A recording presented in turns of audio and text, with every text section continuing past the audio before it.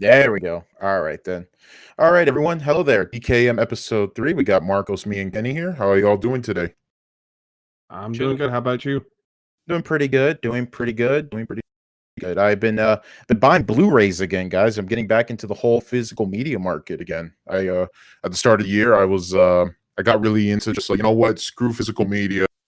I like the convenience of streaming, so I went out of my way to buy majority of my movies on digital platforms, like Vudu, Movies Anywhere, and things like that. Um, and don't get me wrong, I still like the idea of the convenience of streaming, but I feel like with the convenience you gain from streaming, you lose the sense of quality and ownership, and that's probably the key word there is ownership. hmm Um, I think this is an interesting question to ask because I asked a lot of people around our age bracket, how many people do you know that own a Blu-ray, like just one Blu-ray or even a Blu-ray player, not counting PS3 or PS4 or Xbox at that point? Not much I actually. don't I don't know anybody at this point. Because I think that like we were the generation when like Netflix streaming just started to really take off. I don't know if anybody remembered how bad Netflix streaming was when it first came out. Like before it was so like a kind of an experiment. I remember that the library wasn't that good and the layout was fucking awful. Mhm. But Can't Yep. forget about how Blockbuster didn't buy them. well, Blockbuster at one point wanted to buy Netflix, which is still hmm a crazy alternate universe I like to imagine. Which is funny because I don't know if you guys remember. Do you remember the Blockbuster like all access pass that they had? It was supposed to hmm be like to compete with Netflix's DVD service, but it Yeah. also included video games. And the cool thing was that you could return it at the store and you could get a new movie like right there. I thought that was so freaking cool back then because back then when I was a kid, I had both Netflix and GameFly. So I thought, well, like Blockbuster Oh, Gamefly. had like both, man. And I was like, oh, this is gonna be this is what I'm gonna get, but I never got around to getting it. And then by that time, Blockbuster already shut down. I I do remember that once Netflix came out, Redbox became popular, and people still had this drive to go just consume digital media.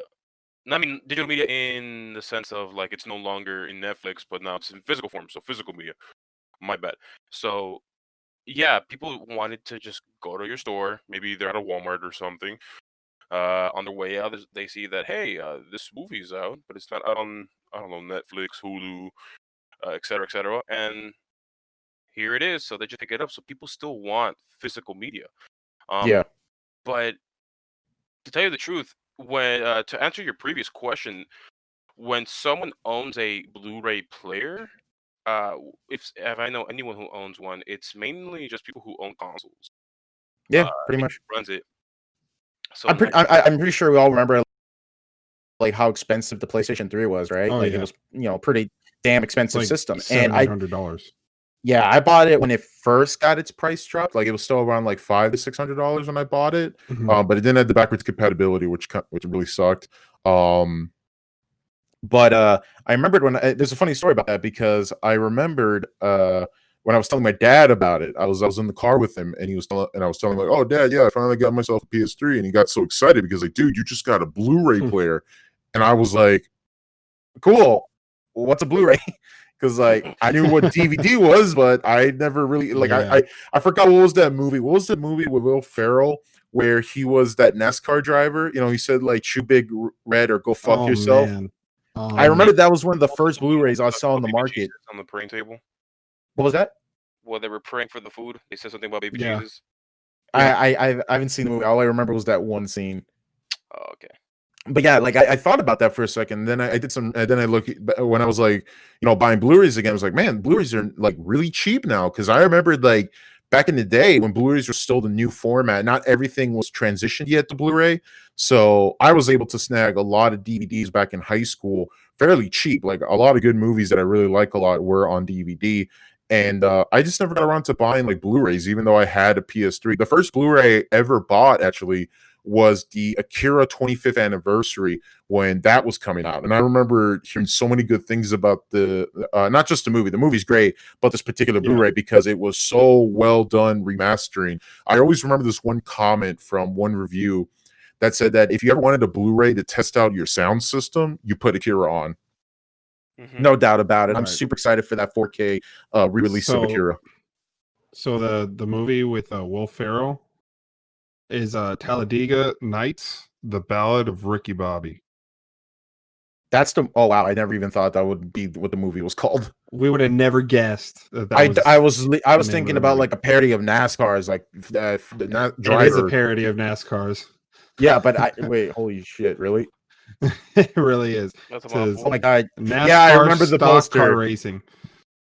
Yeah, Yep. this was the poster. I remembered I was going to Best Buy picking up my PS3, and I saw this at the store, and I picked up GTA 4 that day. Yeah, I remember the case. Like, I definitely remember that case. I think your father's reaction was genuine at the time when Blu-ray was the At its talk. infancy. It Yep. was the talk, you know. Yeah, it's a new Everyone format. right, and I think having a Blu-ray at that time meant that, well, you had access to crystal clear quality movies. Now, granted, this was when the whole a movie just came on DVD and people actually went out their way to go purchase that movie on DVD. Yeah, back But- then people would pre-order for DVDs. We I also remember- have Right. to remember this was before full HD. This was when 720p. Oh yeah, was yeah. DVDs are still still 480p. big. Yeah. So the whole Blu-ray craze obviously died down as technology advanced, as everything else given its given the change in the game, DVDs really died down a bit. You could even see it with video games.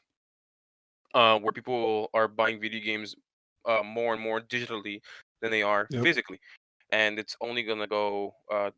They're only gonna keep buying it more and more digitally as time goes on. When memory spaces get bigger and bigger, people can just buy external hard drives just to save their digital copies of whatever they own. So I don't think Yeah. Blu-ray is. It still looks good, but it's not as hype as it was before. I think it's just because now it's become the standard. I mean, the Xbox 360 games are still DVDs technically, right? Yeah, they're on a DVD. They're not on a. It's not compact disc like Right. Sega Saturn or anything like that. Or like, for example, like here's a good example: Metal Gear Solid 4. There's a scene which is a parody. Well, it's more like a throwback to Metal Gear Solid 1. When I'm pretty sure you guys knew this, but like in PlayStation 1 games, if you ever wonder why they had those like really big cases, it was because like the Final Fantasies, your Metal Gear Solid, usually would include like disc 1, disc 2, and then up to 4 discs, especially for those RPGs. When you revisit Shadow Moses in Metal Gear Solid 4, when you go down the stairs, when in Metal Gear Solid 1, that's when you were supposed to swap discs. Like the game will stop, it says now switch to disc 2. It's like LA Noir. LA Noir Right. did that? The first Rage, Yeah. 3 discs. First Rage. Jeez. I know Actually, Battlefield it's 3 got a did disc. that with the 360 where the multiplayer was on a separate disc. Yep, yep. But so did Halo 3 ODST with the multiplayer. Okay. So I remember, so the reason why I bring that as an example is because when you go back to that same staircase in Metal Gear Solid 4, Otacon will call you and say, "Hey, Snake, time, you got to swap to the next disc." And I was confused for a second because I didn't, I remember. Yeah. I didn't know what the joke was. And then they're like, Otacon's like, "Oh wait, no, we're in Blu-ray technology, dual layer, isn't that great?" I remember now. So I Yeah. thought, like, oh, that's pretty cool. So now with like Xbox One games, they're now on Blu-rays, right? Yeah, I think so. Yeah, Okay. Xbox One games and any future Xbox, disc is on Blu-ray. Right, because it's just more of a benefit at that point. And I think that's Yeah, there's a lot more storage on the actual Right. disc itself. Oh yeah, dude. That's sort of the reason why, like, if I ever want to make a Plex server from ripping all my Blu-rays, it would have been like an extremely long process, and the file sizes could be up to the 50 to 100 gigabytes. Daniel, I'm not So- sure if you Mhm. remember, but I think, and you might know more about this. That Super Smash Brothers Brawl Mhm. was on. Oh, a yeah. disc. Yeah, it was on disc. It was a layered disc, and Mm-hmm. one small scratch, the tiniest and finest of hairline scratches, could really mess up your game. Because I didn't have that issue. it's just it was I just only had 2 Wii games ever get scratched to the no 3. One was Mario Galaxy, Brawl at one point, and then Guitar Hero 3. but I might be wrong on this. I'll look it up right now. But where the Super Smash Brothers Brawl specifically had an issue with any scratches because there was so much content in that game that it was packed into the disc, and they layered it so that one scratch can really mess up the how you experience the game because of that. So Yeah, it was Like a I big said, I mean, I didn't have an issue with it. it was I a had pretty big scratches on game. mine. Yeah, it was. So they had to like use a dual layer DVD or something like that. It was a very, very big game. But I didn't have any issues with mine, even with the scratches on it. oh, I'm reading it right now where it says that it seems that the Super Smash Bros. Brawl was one of the few games that was released with a dual-layer Nintendo Wii game disc. Who remembers the HD DVD? I was about to bring that up actually. Oh yeah. Yeah, this is the thing that confused me. Okay, so I was peeved when I found out that the PS4 Pro does not play 4K Blu-rays. So in my mind, I thought it didn't play regular Blu-rays, but I thought for a minute that the Xbox 360 couldn't play DVDs because didn't they sell like an accessory for that, or is that just for that accessory was for the HD DVD. That's what I was thinking. Okay, because I swear to God, it confused me because I was like, wait, it can't play Blu-rays. I get that, but it doesn't play DVD. Like what? Because I think there was a Laser Suit Larry game that required it. There was like DVD games, if I remember correctly. To my knowledge, I don't remember there being any HD DVD games. I could have sworn I remembered it too. It was like Leisure Suit Larry. I remember that game, but I don't remember it being a HD DVD game. Huh. Okay. Yeah, you might be right. I could have sworn I had like a little sticker or something. I might be thinking of. Yep. But yeah, that's probably what was throwing me off because I thought like, oh, I guess the Xbox 360 doesn't play DVDs then. Oh, you know what? No. I'm trying to see if there's any games for it now. I don't see any, but yeah. Wow, I'm actually seeing the introductory price for that accessory, and it was $200. Yep.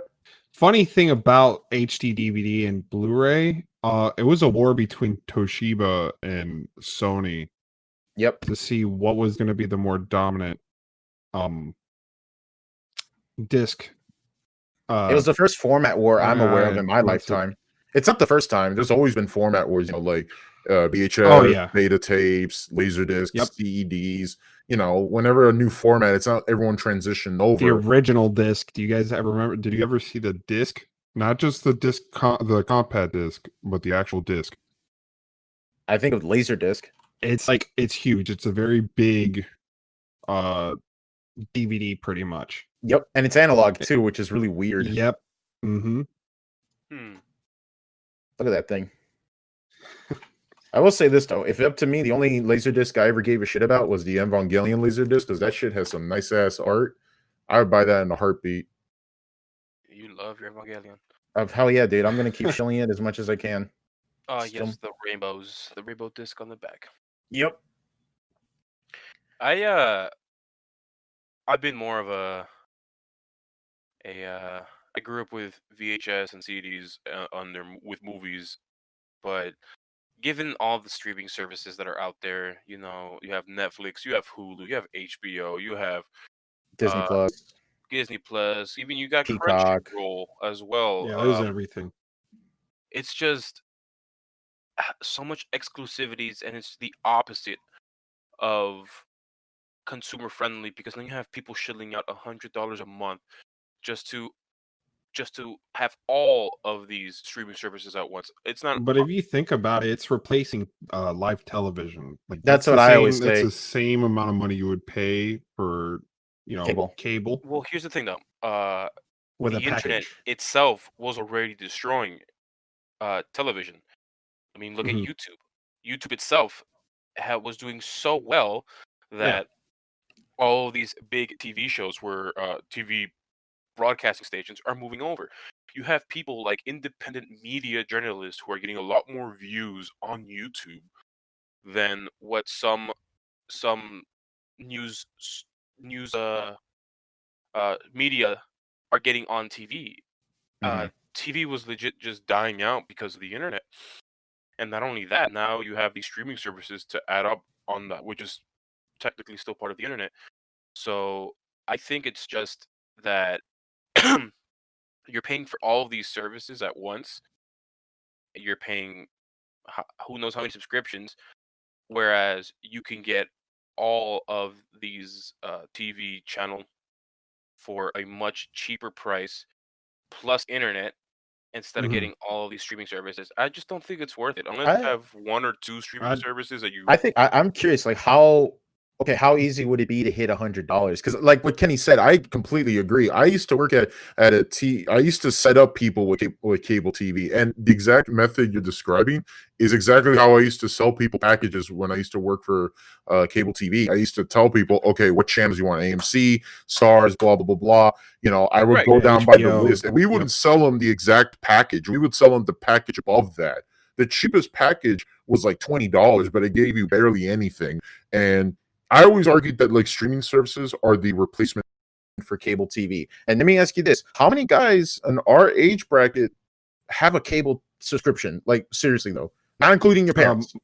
I was gonna When- say mine is free for my condo, so Right. it's But included. you don't have to pay for it. But would you ever pay No, for cable? exactly. No, I wouldn't. If I I had the think that option like for all these just streaming regular services are the internet, I natural would pay for that. progression of that. I will say when I moved into my house, and we were getting started, my housemate and I were getting started with internet. They were really pushing TV. Of We were course. getting AT&T, and we wanted the business class internet, and they said, "All right, cool. Is this for business or like an actual building or Or pleasure. for your home and pleasure?" Right? And he said pleasure for the home, and they just kept pushing and pushing TV. And they said, "Listen, we'll take off. I We'll think cable give you a TV is discount." now the new landline they try to sell you. He said, "No, well, hear me out. They said that we'll give you a discount on your installation fee for the internet." And he says no. And then they kept pushing and pushing until the very end of the phone call. They said, "Listen, we'll make sure your installation's free, no charge," which was a $20 charge. And my housemate was like, "No." So I think TV obviously has its merits. If you want to watch certain news, if you want to watch certain shows that are only on TV, instead of waiting until it comes out on streaming service. So I can tell you right now, True TV, the only reason it exists is because the Impractical Jokers exists. But it's also on This is Hulu, true. right? I think so. Yes, yes. I think so. Yeah, that's the thing though. Like I mean, I didn't know what Hulu was when it first came out. I didn't even know what Hulu was even a thing. But the main selling point of Hulu back in the day was that when a TV show would air on the day it aired, the next day it would be on Hulu. So, So people. if you're a sports fan, But that's you the would be thing though, man. It's like there's so many ways around that. Like, fuck, you could right. get free. Yeah, you have ESPN.com and they'll stream their games or whatever they got. Fuck it. You brought up AT&T. They still sell like DirecTV on the go. That's an app. That's technically a Oof. streaming service. Right. Now let me tell you this though. Dish TV too. Dish A lot of too, yeah. people give flack for not satellite. What's the other one called where you have a wire on your TV and Cable. no, it's not cable, it's wireless. It's I it's think it's antenna. antenna. I think Yeah. it's antenna. Okay. But anyways, you can have. Oh yeah, it is antenna. I'm sorry.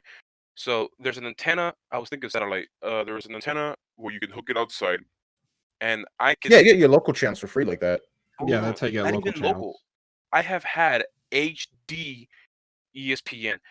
Yeah, for there's free. HD channels on there that the local towers nearby will stream for you. Right, and you can get all this for free. You just gotta know how to set it up. Imagine watching any baseball game, any football game, any soccer game, basketball game on HD because you have an antenna and you're not paying for anything except the electricity. So TV's been dying out for a while, the same way radio's been dying out because you have podcasts. Ironically enough, what we're doing now. Yeah. And it's just the internet is really taking over the media that everyone grew up knowing and loving. TV, radio. People are saying TV killed the radio star, all that stuff. Yeah. So I get But it. that's the natural progression of life, man. I mean, I get it. and we can even circle that back to Blockbuster. That's what killed it essentially. These guys were so stubborn. They didn't want to experiment. They didn't want to like see the trend. They said, Right. nope, brick and mortar. We're not making enough money. We got to make more brick and mortar. And it's like, hey man, you're kind of struggling as it is. And I see then- that's going to be the demise of GameStop. I mean, Oh. they have that deal with Microsoft, but I don't think it's going to be enough to keep that company afloat. Yeah, I don't think they've always been making most of their profits with pre-owned games, and Mhm. now people don't really care about it. Every time I walk into a GameStop, it's mainly just for nostalgia, just to look at what's new, look at the area, but not I don't really go there just to Well, get my that's why they've game. extended their reach into toys and apparel Merchandise and yep. geeky shit. They Like actually Think there's a Geek. GameStop close to me that they have the Think Geek statues and they have a working Iron Man / Punisher helmet that you can Mhm. wear. It's kind of crazy though, because for the smaller stores, it must be a pain to like get all that shit in stock because most of the stuff is on the floor. When you walk in, it Mhm. looks more like a toy store than video games. Well, it's because of how cluttered they have everything. If and the ones that I'm at now down here in where I'm at, Mhm. they actually have a lot more space, so it's more spread out, especially now that they're introducing computer components into their stores. Like you'll be able to Yeah, that's walk in true. there and buy a graphics card. Yeah, that's the argument that GameStop is trying to be. It's trying to be a one-stop electronics shop. Mhm. Because let's just face it though. I mean, like, which store sounds more appealing? Like a store that has everything, or a store that only has this Best one Buy. specific thing? Best Buy. Best Buy, Yeah, yeah, and shit, and no, Best Buy even gives you better deals too. So it's not like right. Yep. But here's the thing with GameStop that everyone got flack for. That GameStop got flack for. I'm sorry. Everyone gave it flack. How they treated their employees, meeting quotas. Mhm. With hey, you gotta sell this many pre-owned stuff. We gotta do this, this, and that. Oh Now, yeah, working for GameStop was a nightmare, man. I mean, I heard countless people who worked at GameStop, yeah, and they told me it's the worst. you have daily, you have weekly, and you have monthly quotas that you had to reach, and it was if you didn't reach it, you'd get punishment for it. Thankfully, I would always reach most of my quotas. The only ones nobody would ever reach was the GPGs, which were Who the fuck would buy warranties that? for either your game disc or your console. And I tried to sell them as much as I could, as well as getting like a what was it, the Pro Pass or the Elite when Remember the that came GameStop out? credit Yeah, card? the memberships. oh yeah, I actually have a GameStop credit card, and that's still around. They still sell them? I thought they shut It's down. not. They don't sell the credit cards. You apply for them. Oh, okay. Well, I mean, Yeah. do you remember when they offered like fixing phones and shit, and then that kind of shut down? yeah. Cricket. They still own Cricket. They still own it, but like they don't. No, no, no. Mhm. I'm not even talking about like selling phones. I'm talking about just fixing stuff. Oh yeah, yeah. You had to send it Screen into replacements. into their warehouse, and then they had to like do whatever they had to do to it, and then send it back. Yeah, it's a nightmare. GameStop has been taking in what they call retro games. So if you have a GameCube, Yeah, that's really weird. well, It's mind it's you, a joke, in my opinion. it kind of sucks, given that my brother and I collect certain retro games, and people send them to GameStop because the word GameStop is there. They know that they collect games and stuff. So they literally just go up with a disc of I don't know Metroid Prime 2, and they go, "Hey, you guys, can I trade this in?" They'll probably give you a couple dollars. That's about it. Better than nothing. So we know this to be true because my brother and I we would go to a GameStop and they would just say, "Hey, you have any retro games?" And they would just pull out a drawer and say, "Hey, here's all of our retro games that people just came in before we uh, send them over to headquarters or whatever." So GameStop is Yeah, really because they sell trying, them mostly online. Yeah, right? I was about to Right, say. because GameStop is just doing all that it can. It's just grasping for straws. Honestly, Best Buy Yeah, seems like it and does better of what it does right. already. I mean, When I uh, had Gamers Club unlocked, the shit was fire. So with those retro games, I mean, I tried trading in. I forgot what it was. I know it was one of the Pokemon games. And you know how Pokemon games they hold value. Pretty much, yeah. I had Pokemon Emerald or Fire Red, something like that. I know it's like a $30-$40 game. They were offering me at GameStop. It was like $5 or $10, and I had to just I turned them down. There was actually a Yeah. few games. One of them was like 50 cents, and I refused that too because I knew they were going to turn around and sell it for triple, quadruple the price of what they were giving me. $20. Yeah. I mean, I think that's just a given at that point. My argument, whenever I hear like people, talk about bad trade-in value, is that Mhm. I would understand, like, if you're someone who doesn't know where a local game shop is, you're bound to get a little bit screwed over. But I always look at it and be like, well, you're trading in the game. Like, how much do you really think you're getting? Like, and I'm not saying your Pokemon example. Your Pokemon example is fine, but for like your shitty sport game or your kids game or things like that. Like this game forever and collect fucking dust. And thankfully, selling shit on eBay has been easier than ever before. Like, holy crap, selling stuff on eBay has gotten so much easier. It's literally just press a button, sell one like this, and bam, you're immediately got your listing up and going. Back in the day, you had to do everything manually because there was no database for anything. You had to weigh everything. You had to put everything in a scale. It was, it was really crazy. But yeah, I think that with like GameStop doing the whole retro scene stuff, I always felt like they go halvesies with it. Sometimes they're in stores, most of it is online. But it's I guess kind of nice to go find another place to buy retro games. Whether or not it's a good deal or not is up for debate. Hmm. I don't understand, man. It's just I think GameStop trying to go digital now, all digital. I remember buying Deus Ex Human So Revolution. GameStop is actually, since they're pairing up with Microsoft, apparently they're going to be making money off of every purchase that's made through that console that they sold. Any Mm. console. Well, no, not any console, just any Xbox console. Gotcha. Like through the all access push, as well as trying to think what else. I know it was all access or any Xbox console that they sell in store. Okay. I was thinking about, when you said that, I was thinking about how like Microsoft owns Mojang, and do they make a profit every time Minecraft gets sold on? Yes, as long as it's a console that they sold through their store. So there has to be some sort of SKU or serial number that they have to scan into their. So it's taxes and stuff. It's going to show like your how much you sent to Microsoft on their end. Okay. Wasn't the previous head of Nintendo's United States branch, Reggie, going to his corporate yes. GameStop? Yes, it was Reggie. He ran Pizza Hut as well.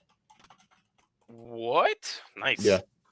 Reggie now works at GameStop. Oh, nice. Yeah, I heard about that. Yeah, Reggie Fils-Aimé. He used to work he used to be the senior marketing of Pizza Hut. Pizza Hut, absolutely. Yeah, I know about the background. That was before Nintendo.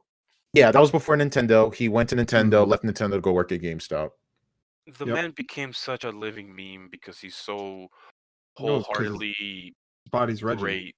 Yeah, he knows how to market. He knows how to be. I wish that only Pizza Hut was good again. That's my only thing. It's too greasy for me, dude. I get tired of it. I can't. Dude, every pizza I like tastes their buffets.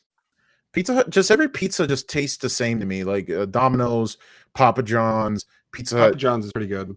Little Caesars is my favorite. I don't know, here's man. my thing. Okay, look. When you order pizza from Pizza Hut back in the early 2000s, that shit's cheese was stackable. That thing was thick and it was good. And when you ate that bitch, that shit choked your fucking throat, and you gagged on that bitch. Thick. Listen, I got a delicious pizza and I found out I had a fucking kink. I want that shit again. Now everything tastes like fucking cardboard with cheese on it. Go to CC's Pizza. That's where you're gonna find that. That's probably what they need to do. Let me recommend you one thing. Oral health is very important to the body and even to the heart. When I first started using a tongue scraper, my taste buds changed completely. Things tasted a lot more savory, a lot more robust. It's not you don't use your toothbrush on your tongue. It's not that's not the tool meant for the job. It's a tongue scraper. It almost looks like a flex blade, and you just scrape it over your tongue. When I tried that, it really, really helped out with really increasing my palate, making it much more sensitive. So things became a lot more, like I said, savory, tasteful. So I really recommend that to anyone listening to this podcast, or even you, Daniel, try that out, implement that into your oral hygiene, and it really does wonders. It is weird, but you have plaque buildup on your tongue. Yeah, but it just looks weird. Like, I just looked it up. It's definitely a weird looking item. It looks like a toothbrush. A tongue scraper. Yeah. It looks like a toothbrush, but it has like this triangle shape at the top instead of it being the brush. Oh, okay. There's many kinds. The one that I use is it looks like a flexible The metal U. piece of metal. Yeah. But I really recommend it. Very important for health, very important for everything. Oh, I see what you mean. It's super important to have it. And if you're having issues where all the pizzas taste the same, try that. Maybe it might change, but if it doesn't, Hopefully. then perhaps it might be. I just want some extra goddamn cheese on my pizza and not just pull it in the center. I want that shit to stack. Guys, when I went to one of these places that you can build your own pizzas, You heard that, Pizza Hut? Yeah. He wants you guys to stack that pizza. Please sponsor us and make sure you give me the Danny's pizza. I would greatly appreciate it. Fuck it, just feed me Pizza Hut for the rest of my life. I'll fucking take it. I don't give a damn. This is the DKM. You wouldn't have that much of a life. Let's call your pizza the anti-cow movement, where it's just non-stop dairy on top. Oh my gosh. DKM, caring about your oral health and critics of pizza. There you go. I will say though, when I went to build my own place to build your own pizza, I asked for cheese. You talking about Pepperoni? mod pizza? Huh? Mod pizza? No, just any place where Or you can customize Blaze pizza?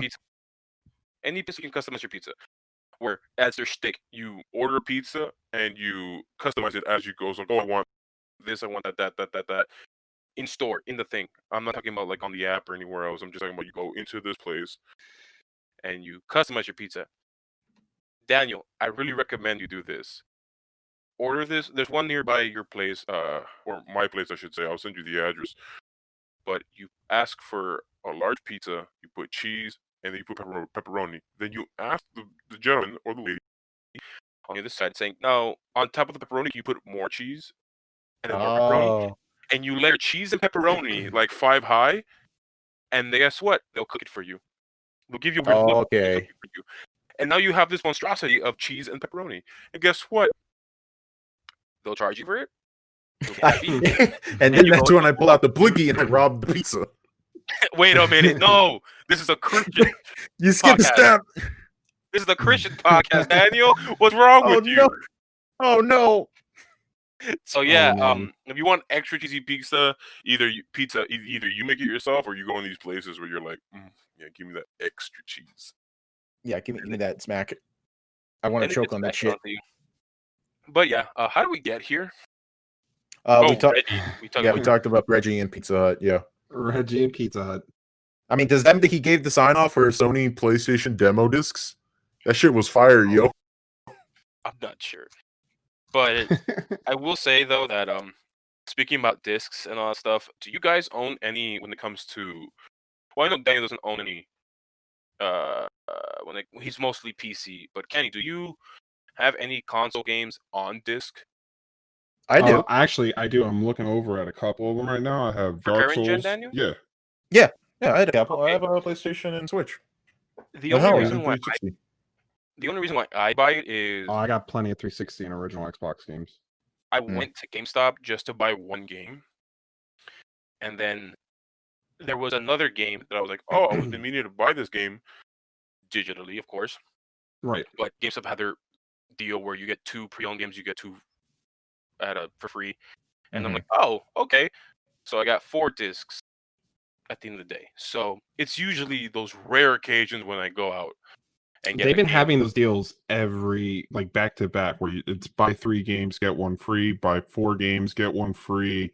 You know, I remember back in the Wii days, I got emails after emails from them. You know, just stating back in the Wii days, I got the 2 for 3. I think I was picking up Zelda.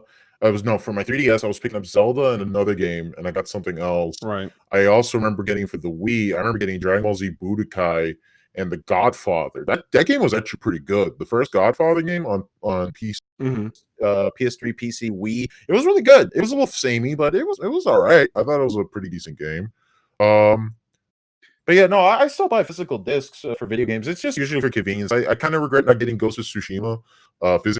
Right. But I was like really patient because I wanted to play the game, and I had to go to work, so I was gonna tell my cousin like, "Hey, if you're gonna go to Walmart, can you go pick up this game for me?" But he didn't went, so I was like, "Fuck it, I'm just gonna buy it online and then just download it." So when I wake up, I'm gonna play it. honestly, I'm just tempted just to buy Demon Souls for the PS5 Collector's Edition, whatever. So access they have, talking and about not get a consoles, PS5. who's excited about the Xbox launch tomorrow?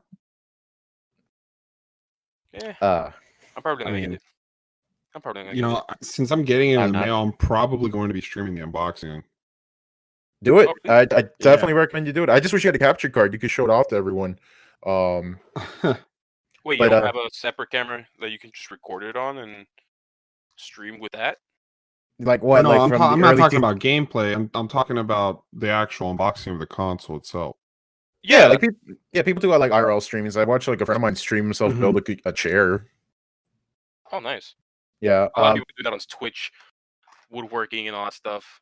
It's quite. There's quite mukbang streams, there's Right. cosplay stuff like that. That's why I suggested Kenny, like, hey, just like show it off. I'm pretty sure people will be And interested. you know, in about 3 days, the PS5 should be coming out, right? Isn't it 3 days? Yeah, I'm still Yeah. trying. I'm still trying to get one. So Apparently, apparently, Walmart and Target said they're gonna like be able to pre-order at certain time windows, but I can't find it exactly. Right.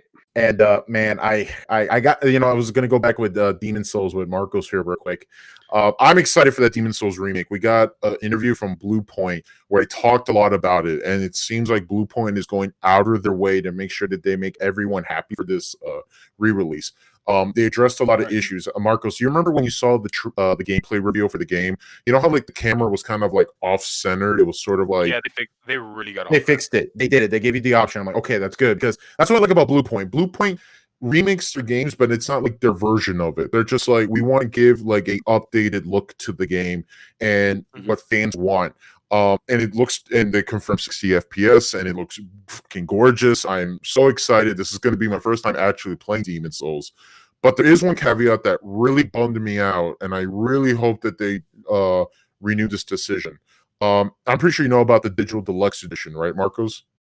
No, I didn't really look. Okay, so for Demon Souls Digital Deluxe Edition, they said that like, oh, you get some extra stuff. Let me pull up the image here real quick. Here we go.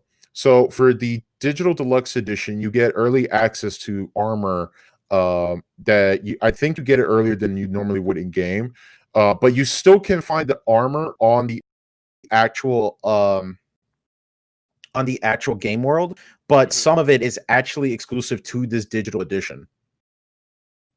So you won't be able to get it anywhere else other than the actual you only could get it through this, and I am so annoyed. So it's kind of I was gonna say it's kind of a slap in the face to some of the fans. I think to me that was like the biggest like, okay, that's not cool. Again, I don't think this is like Blue Point's decision. I think it is legitimately Sony who did this, but it is probably.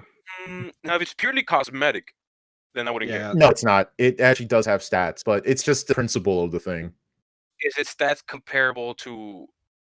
It's not okay. I don't know exactly. Like, I never played Demon Souls, but like people were making that argument. It's like, well, it's not competitively edge. You don't get an edge competitively, and I would be okay with it if it was just a purely cosmetic thing. But no, it is an actual piece of equipment that you cannot get unless you buy the digital deluxe edition. As long as it doesn't really become meta, then I doubt it. I highly doubt it. Because it's probably gonna be introductory armor. I mean, it's still kind of weird why they would do something like that. Maybe to boost pre-order numbers. After all, they probably make more money buying a digital copy than. Yeah, I was gonna say it's probably Sony pushing for the marketing there, so more people would get the digital deluxe. That's what because I think companies like that prefer much more if they are getting a digital copy sold because there's less production, less cases, less things you got to worry about. I will still buy the game physically because I would love to play this game, but yeah, man, like that's the only thing that kind of rubs me the wrong way. Where it's like, come on, guys, like that's kind of lame. You don't do something like that. I'm still excited for Demon Souls. Nothing could change my mind for it. As soon as I get a PS5, that's my first $70 game I'm going to be spending money on.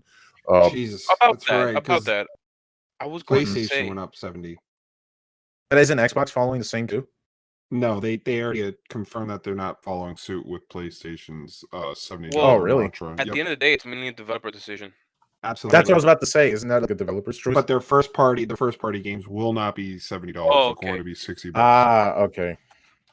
Because apparently people who still play 2K and EA Sports games they're willing to shell out $70 for an HD remake, which is not really an HD remake of a game. It's just an updated game of last year's game.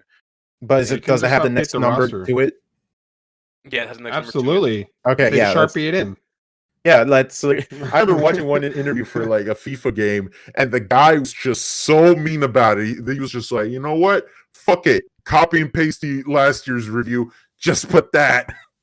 But yeah, and here's the thing though. I wanted to ask your guys' opinion on this because I have a very negative opinion on it. But when it comes to physical copies of a game, I understand everything that goes behind it. You got to develop the game. You Yeah, gotta expenses are getting pretty high. no, you have to develop the game. You have to. I'm talking about current gen. Yeah, yeah. Game, you have to develop, make contracts with whoever you need to make contracts with in order to make the CDs, to put this file into the CDs, have everything packaged correctly, the case and everything, and then sent out. And then obviously everyone needs to make a profit. So, and a decent profit. So $60 is what everyone agreed upon. Just make a game to, for like AAA games, $60. Here you go. Now they're Right. moving it to $70. So my main issue is for digital games. I understand that if they switched it to where, hey, if you get this game digitally, you can get $50 because now we're cutting out the middleman, and it's just you and Right. the developer getting the games on no discs. Well, that It's would be a DRM free buy, so you'd have to buy it from their website right, but here's the thing directly. though. It's still like when it comes to like buying it on Steam or something, it's still $60. Or even playing on PlayStation or on the Xbox, you play the game. You want to buy the game digitally, it's still $60 to buy the game that you want to play. And Yeah. it's honestly, it shouldn't be worth $60, but it's still priced that way. I'm assuming it's so their physical copies don't go down all that much. So I want to know what you guys think about that. So Why? you think that like digital copies of the same game should be less than a physical copy? Right, because there's no middleman. There's less. The argument I would say is that we still technically have that. I'm pretty sure you know about limited run games. Like there's certain games Yep. that are not available on physical media. Which can I just say, if Scott Pilgrim versus the World, when it gets re-released, please release it physically. I don't know who do you have to pay to keep that license to make sure you get a physical copy, but please do. I don't want this game to go disappear again for God knows 10 years. So just want to get that out of the way. I think it all boils down to just like, well, a store at that point would be like, well, why the hell would we want to buy your game? Because remember, the stores have to go to these like companies and say, hey, we need to get like rights. Like I'm pretty sure I don't know if you guys remember this, but Circuit City had an exclusivity deal where they were only going to buy PlayStation games. They were never going to sell like Xbox games and things like that. So you had to sign an agreement with them to get a stock from them. That's with any store, really.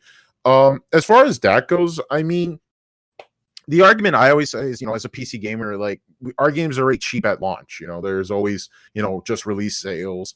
And it's not uncommon for a game like, especially Ubisoft games, like the new Assassin's Creed or no, the new Watch Dogs actually just went on sale right now for Black Friday. So yeah, which is kind of crazy. It came out and it's already on sale. And on top of that, did you guys hear about the ray tracing on the Xbox Series S? It's working on Watch Dogs, but it's not working on Devil May Cry 5. Well, that's the developer's option. Yeah. It's not their fault. Right. But my thing is that at that point, Mark, I mean, I know where you're coming from, but I think that at that point, people would still complain because what people would complain, like, well, now I don't have enough hard drive space because I'm only buying digitally. Now people are going to complain saying like, well, now I just want to buy it physically, so I don't have to put as much hard drive space. It's the lesser two evils. I mean, preferably, I wouldn't like it if everything was a limited run store. You know what I'm saying? Like if we only sold physical games on a very specific market share and a specific niche market. I think people made that same argument when Sonic Mania got re-released with Sonic Mania Plus. A lot of people kind of got peed, or it's like, well, this Sonic game is great and all, but I'm willing to pay for a physical copy for it, but then you have to wait for Sonic Mania Plus to eventually get it. And now some people will say the argument like, well, now we had to buy Sonic Mania on the Switch digitally. Now you're forcing us to buy Sonic Mania Plus physically. Mm-hmm. So here's another thing, pushing stuff on players and stuff like that. I'm not sure if you guys are aware of Control, the game. You know, there I'm being wanting to try it. Yeah, well, Control's really good. I've been playing it. If you like Remedy games, like any other Remedy game, you're gonna like Max Payne.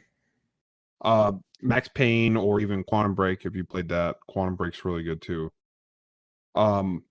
So if you bought Control before the Ultimate Edition came out, you do not get the upgraded copy of it. You'd have to buy the upgraded or the Ultimate Edition in order to get the copy of it. And I saw comments on and reviews And giving how them does this 1 game star. been out already? 2 years? Yeah, that shouldn't be okay. Just I like mean, Borderlands Cyberpunk is at least 3. giving you, at least Cyberpunk is actually, giving you a free upgrade whenever the game actually comes out. But I mean, the point Yeah, so the good thing about Borderlands 3 is that they're giving you the upgrade for free, but then you have to buy the new season pass, even though you're a super deluxe edition owner. can we not do So- that? Yeah, and that's the thing. Like I'm a super deluxe edition owner of Borderlands 3. I own the game physically as the special the highest package. It was like $100, and they're not going to give me the season pass number 2 with the new update. Yep, they're basically shitting on the people who are willing to spend more than $60 on your game for the future. You think that if a guy was able to spend, Call of Duty.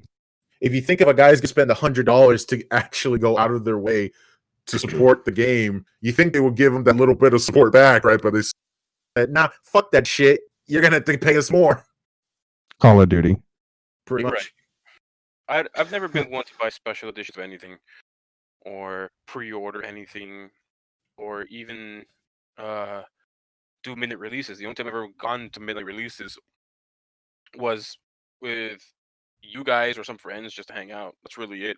Oh Yeah. yeah, I mean, I've been to plenty of them. I've been to the Halo 3 ODST, the Halo 4, the Halo 5, Halo Master Chief, Black Ops 2.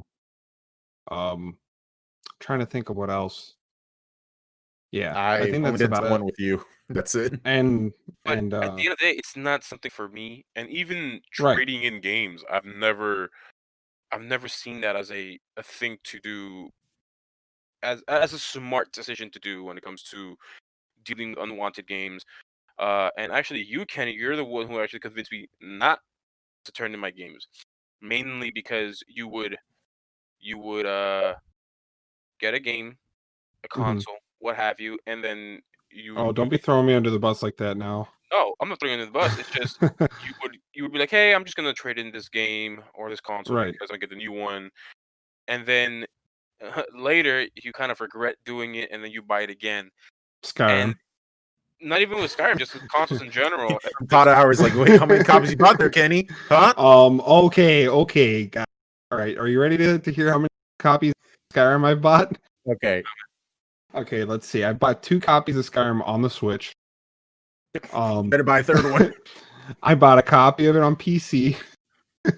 I bought a copy of it for PS3, Xbox 360, Shit. and Todd, stop making me buy the same game. I bought 3 or 4 copies on the 360, and I bought it digitally permanently so that I wouldn't So trade you in. can't get rid of it. Exactly. And then I bought it on the Xbox One, the special legendary edition, and that was the last time I believe I bought Skyrim. I Was on think the I'm proud to Switch. say I'm the only person who's only bought Skyrim once. And I just hope Todd Howard doesn't Yeah, break I've- in my house and remove my kneecaps. I've definitely bought it like 8 times. He's gonna pull a misery on me before he hits my leg. He's gonna be wait, he's gonna be like, and he's gonna be like, and it just works. Bam. Look, Daniel, kneecaps are privileges. However, Skyrim forever. With Skyrim is forever. new Fallout 76 technology, I can remove your Oh kneecaps. God, no! There you go. But here's the thing, though. 76. I've never seen the benefit of it. Kneecaps removed from inventory. Disgusting. I've never seen the benefit, honestly, trading in games and pre-ordering games. Man, when you're young and you had no car, you only had no money. You just did that, man. When you were younger and stupid. But here's the thing, though. So- like, the only pre-order thing I actually got, because I was gonna play the game anyways, because I finished playing Assassin's Creed 1, 2, Brotherhood Revelations, Assassin's Creed Right. 3 was coming out already, and I go, oh, let me just pre-order it. Why not? And it came with the steel box with it Mhm. that's holographic, and I'm like, oh yeah, this was cool. But guess what? I've never used it. I didn't really care for it. Here's my thing about steel boxes, man. I only own one game on a steel box, and it's Pokemon Let's Go Eevee, right? It doesn't Oh have man, you guys are gonna laugh at me. it only has it's okay, so it's a nice looking case. I like it, but it doesn't have a fucking end label. And it drives Ooh, me that bothers crazy. me. It's Oh, just what, a like- silver Halo 5's the same way. it Oh, what, doesn't it doesn't have like an end label, so when you put it on your shelf, you can't see it from the side. Oh yeah, I see what you mean. I see what you mean. So I have the regular case and the silver case, and I'm like, okay, this is cool and all, but I want to keep, a nice case to look at and a nice case, to store it and to have it on my shelf. But it's not. It just looks like Right. this silver bar It's on the side. disgusting.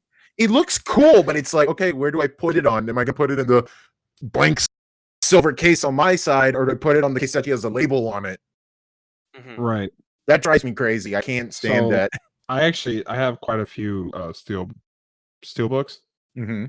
I have the Borderlands 3 one. I have Right. the Battlefield 1 one. I'm assuming it came Right. with your game, right? No, so that one, all right. Oh, you actually 20 bought the steelbooks.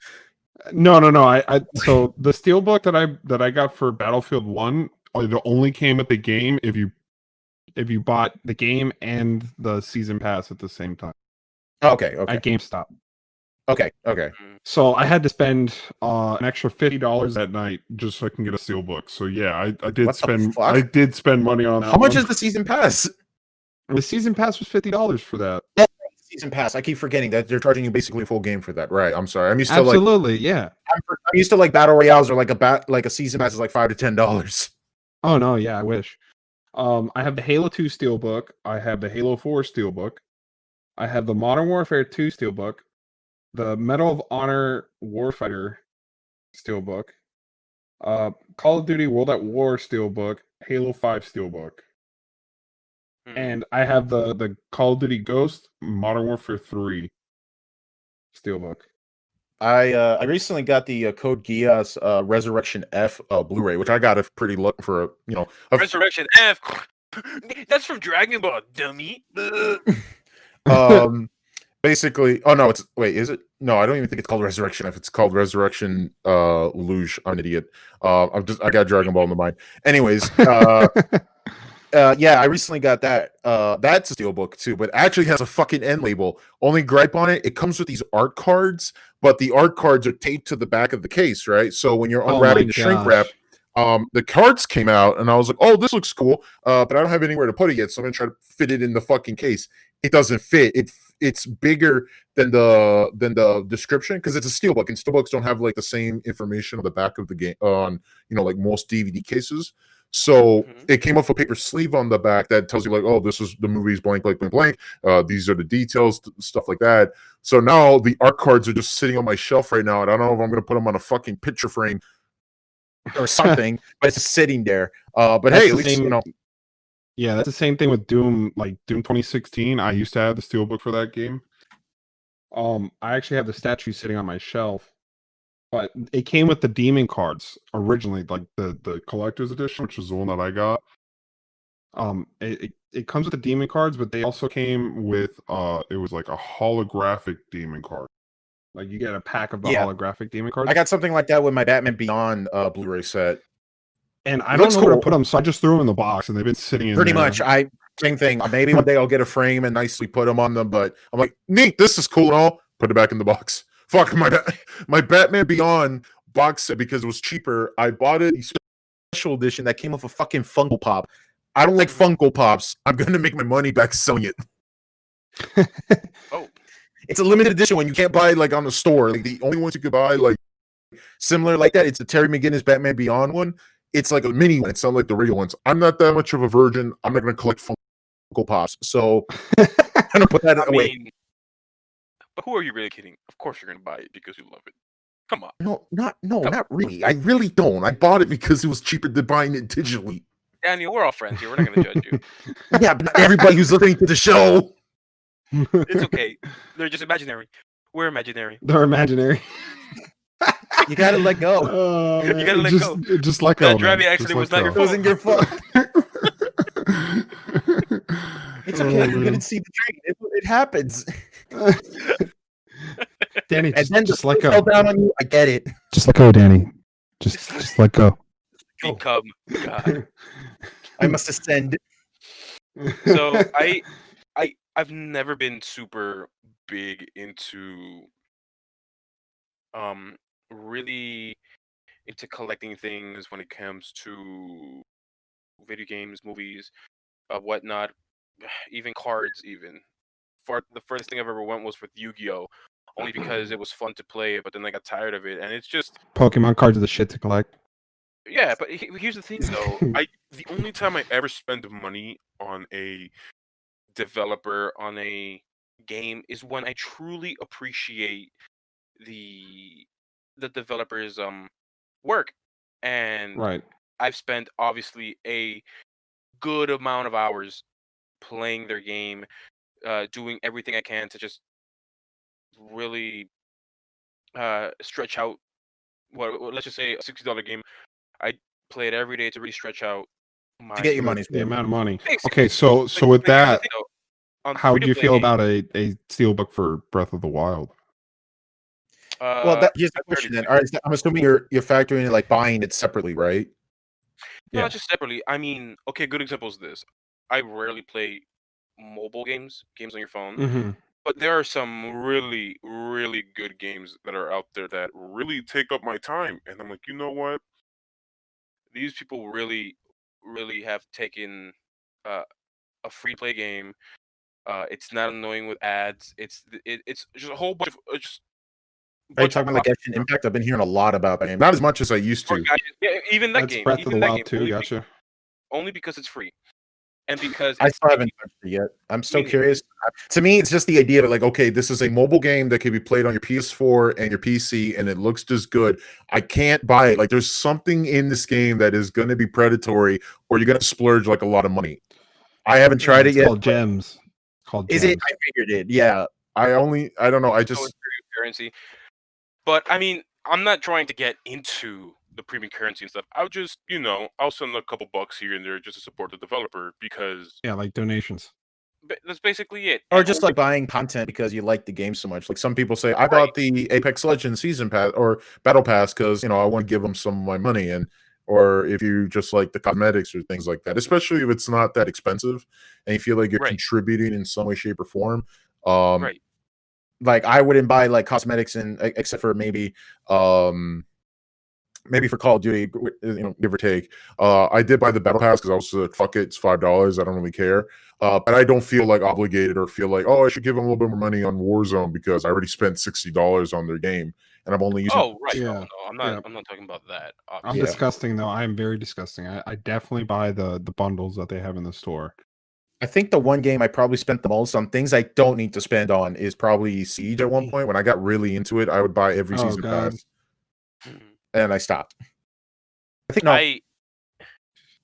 It's You- it's mainly for indie developers, really.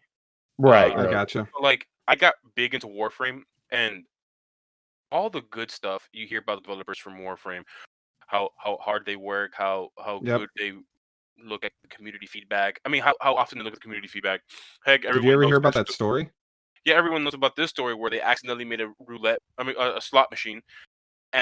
and once they realized that they made this, and this one dude was legit using this pseudo slot machine nonstop, they removed it from the game entirely, And gave and him a refund.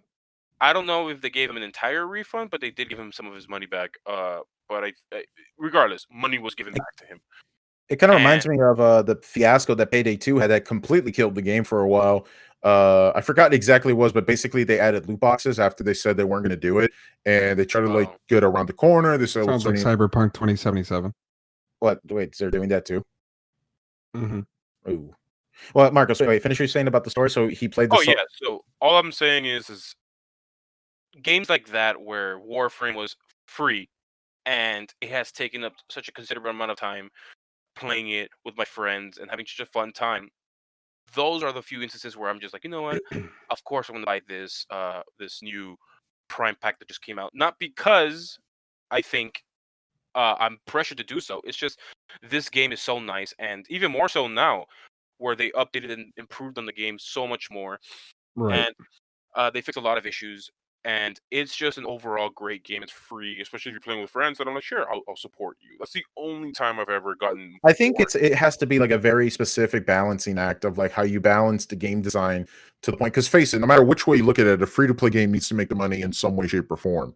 They Right. need to I like get. balance out. Like, okay, to me, I have to look at it as like, okay, is the money that I'm putting into, is it giving me like a fair trade in of like game time and fun, or is it just going to be like I'm splurging like hundreds of dollars on fucking what exactly for a chance that I might have more fun? Because that's the argument I hear is that like, well, it's a free to play game, yeah, but certain free to play games are purely cosmetic, like TF2. They don't give you an inherent advantage for the most part. But I'm more concerned about like free to play games that are just free to play, and it is a game, but you do have to spend some form of money, and it's like, okay, do they think like, okay, you only need to spend about $60 and you could just have fun, or is it like, okay, you need to spend $20 here, maybe $10 here, maybe $10 there, and then you start realizing hitting like hundreds of dollars? You know what I'm saying? Right. Right. Because there's And plenty of games like that, which unfortunately the pacing and the difficulty and the sense of challenge is just completely skewed at that point. I remember when Let It Die Yeah, came then out. it's pay to win instead of play to win. Exactly. Yeah. Let It Die had that problem too. It was like, okay, the game is challenging, but it's fun. And then when you get to a point where like you can't do anything about it unless you have to go grind all the way back from the first with a different character to fight that boss again. Absolutely. even what was it? Where I forget what Assassin's Creed game was it? Where Oh, Odyssey. Odyssey, where God, it I heard about it and I really was like, wait, you gonna charge me money to make your game less of a pain to play? not even that. You're telling me I need to pay a game that I already played I paid for the content in it story wise, and you're telling me I need to grind in such a way where it's boring, it's repetitive and unnecessary, and to skip all that, I need to buy your premium currency so I can move on. No, that was utter garbage. And you get like more experience, and like it sort of makes the point where like side quest might as well be main quest because you need to hit certain levels unless you want to go fuck around in the in Greece and just start killing boars like in that episode of South Park where they had to gain like 1 XP every time they kill a boar. Oh, the Oh, Warcraft one? Jesus Yeah. Christ. But So yeah, so they made listen, when your single player game has a fucking chart of all the different editions for a single player game, I think you need to reel it back a bit, guys, and you need to say, yeah, this is not necessary. but not even that. It's just they're basically giving you a convenience fee. Exactly. That was really it, and it's just and obviously there's been a lot of talk about game companies who do this, who even do loot boxes and all that stuff. It's just it's not something that's so consumer friendly, but people are addicted to it. People are addicted to Yep. not Actually, I can give And an that's example. what they prey on and they hope on is Exactly, because here's the thing pushing about the that. mobile game market, guys. There's these things called whales. They don't go for everybody to spend $1,000. They go for that one idiot who's going to spend $5,000 to roll on those gotcha games to get those cute girls in their PNG files. That's all they fucking care about. I will say, back in I want to say 2017, I played Kingdom Hearts Union Cross I still haven't touched it. on the Is it canon? Do I need to play it to understand the fucking story? it's canon. Fuck!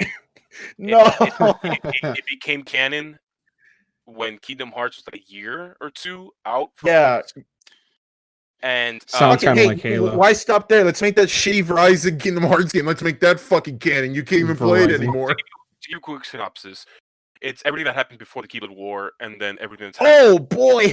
Wait, everything that led up to it, that Kingdom Hearts 3 doesn't cover, and then everything that happened afterwards, after the Keyblade War. So the people who were involved, the people who were there, heck, even characters that we've seen in Kingdom Hearts in the Kingdom Hearts series appear in Union Cross. So it's canon. But the thing is that when I played that game, I I put a decent amount of money in it. I wouldn't be considered a whale, but I put a decent amount of money where I was truly immersed into it, where I needed to get the new stuff. I was really hooked onto it. Then I stopped playing it because it felt really, really repetitive, and I was like, dang, I sort of regret doing all this now. So make fun of me all you want, but yeah, it was a fun experience because I played with people in real life with it. It was like 5 people in my school, Yeah. and we were just all I can't think of a single mobile game that I bought or like split any money. I can't think of any mobile game that I put any money. I think the one mobile game I probably spent the most, aside from basic puzzle games. I mean, I'm just not a mobile game guy. Like when I look at my phone, Right. I don't look at mobile games. I look at YouTube, porn, work, Twitch, and that's it. porn. Like, yeah, porn. He didn't say porn. He said corn, guys. Yeah, Get it I'm right. really into that cornflakes. Listen, I really got to invest in my cornflakes. No, we're talking about the band Corn. Elotes yeah. are so good. You can't tell me no. Yeah, cornflakes is good. I don't give a fuck what anybody tells me. When that shit hits, Cornflakes is good. when that shit hits, man, that shit fucking hits. I don't care what anybody says. But I think that's supporting developers and who you really like. Yeah. Oh no, wait, actually, I can say that maybe I spent more money on Payday 2.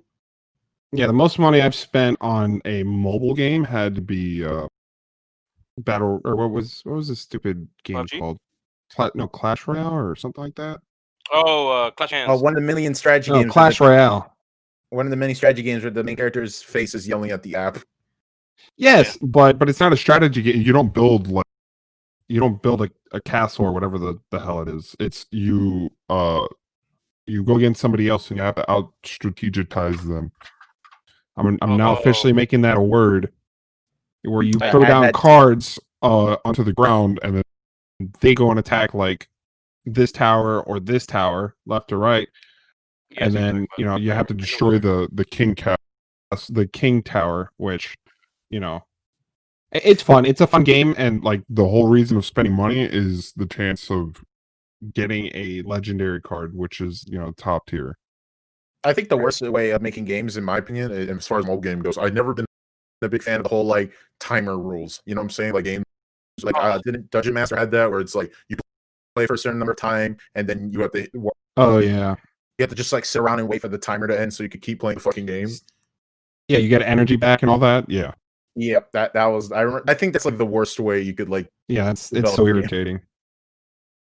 I don't really enjoy some of these predatory practices that a lot of game. And that's the scary thought, because now we're seeing, we are seeing the kind of mentality for our full $60 games. And that's like, yeah, and that's like Call of Duty when Black Ops 3 first came out. Everybody was complaining about the loot boxes because and then there's not going to be any weapons in these loot boxes, and then boom, boom, boom. Back to back, you have freaking like 70 doing that too with their battle pass, where you have to grind the shit out of to get certain guns. Oh no, it's only until level 30, or what is it, tier 31. Then you can stop playing after that. You get your 2 guns and you're done. So, really? Okay, I thought it was way further. My bad. Yeah, with the battle passes, it's awesome. The 2 guns that you can only get there and only there, and then it's not that hard to get to level 30. Or 31 is the max level. The only thing you need to do is buy the battle pass and to get the variants. Right? So yeah, because you can still level up your battle pass even without buying it. Yeah, right. and the great thing about that is, like, if you bought the battle pass in your tier 100, you get COD points back. So let's say you had enough COD points. That's what I use my COD points for, just to buy the next battle pass. Right, they give you just enough so you can buy it again. Yeah, pretty much. So I will say though that with World War II Call of Duty, as much of a mess that was, where they gave you free supply drops. You supply drops in front of everyone, and then everyone. Yeah, that was rude. Same trick. Make sure you watch that person open up a supply box. Make sure, yeah, right. You gotta watch it. It was actually a challenge that you had to complete. I was not joking. Yeah, it's a challenge. It's technically. Yes. Whoever thought this was gonna get Man, this is totally not insulting. I'm putting this on D-Day scenario, right? Yeah, that's not off color to tasteless. Yep. It was definitely tasteless. Oh man, World War II, man, that game was so fucking shit. And unfortunately, microtransactions are seeking their way into Cyberpunk 2077. Okay, how does that work? I'm too curious now. So I love it because their Twitter's like, no, we're not having any microtransactions in 2077, and then they turn around and said, yeah, we're gonna have microtransactions in the multiplayer, which is gonna be a separate component of the game, kind of like Oh, how GTA 5 has its online component. All those shark cards. I think it's gonna be, well, I'm not gonna say it's shark cards, but it's gonna be some form of, here's a separation. Here's a Okay, separation wait. line. Kenny, let me stop you right there. Okay, so is the thing like GTA where you don't need to buy any of the microtransactions to enjoy the single player?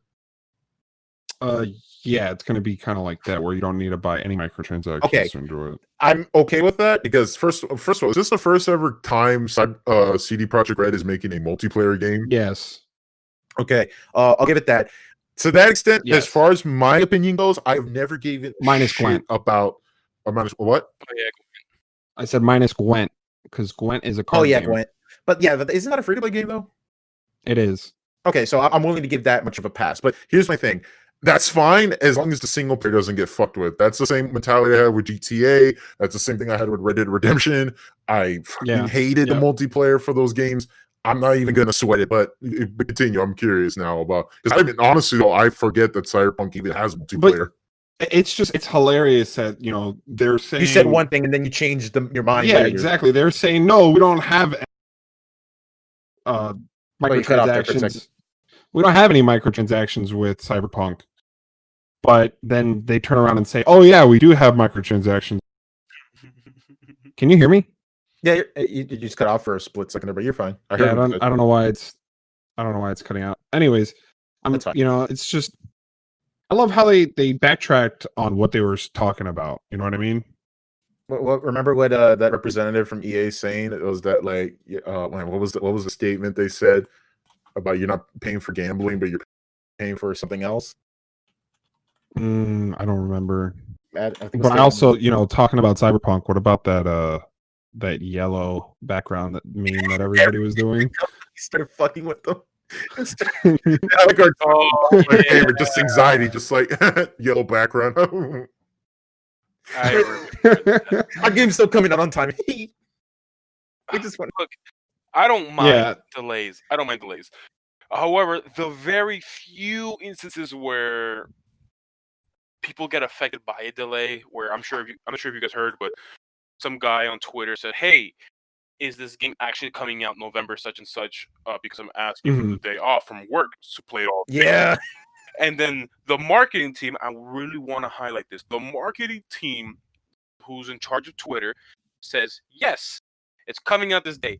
They obviously don't know the inner workings of, hey, Cyberpunk is being delayed because the guys who get paid a lot more and the people who are developing the game are there saying that, dang, we really did delay this game. So obviously they said, yes, it's going to come out in November because it wasn't passed down the grapevine.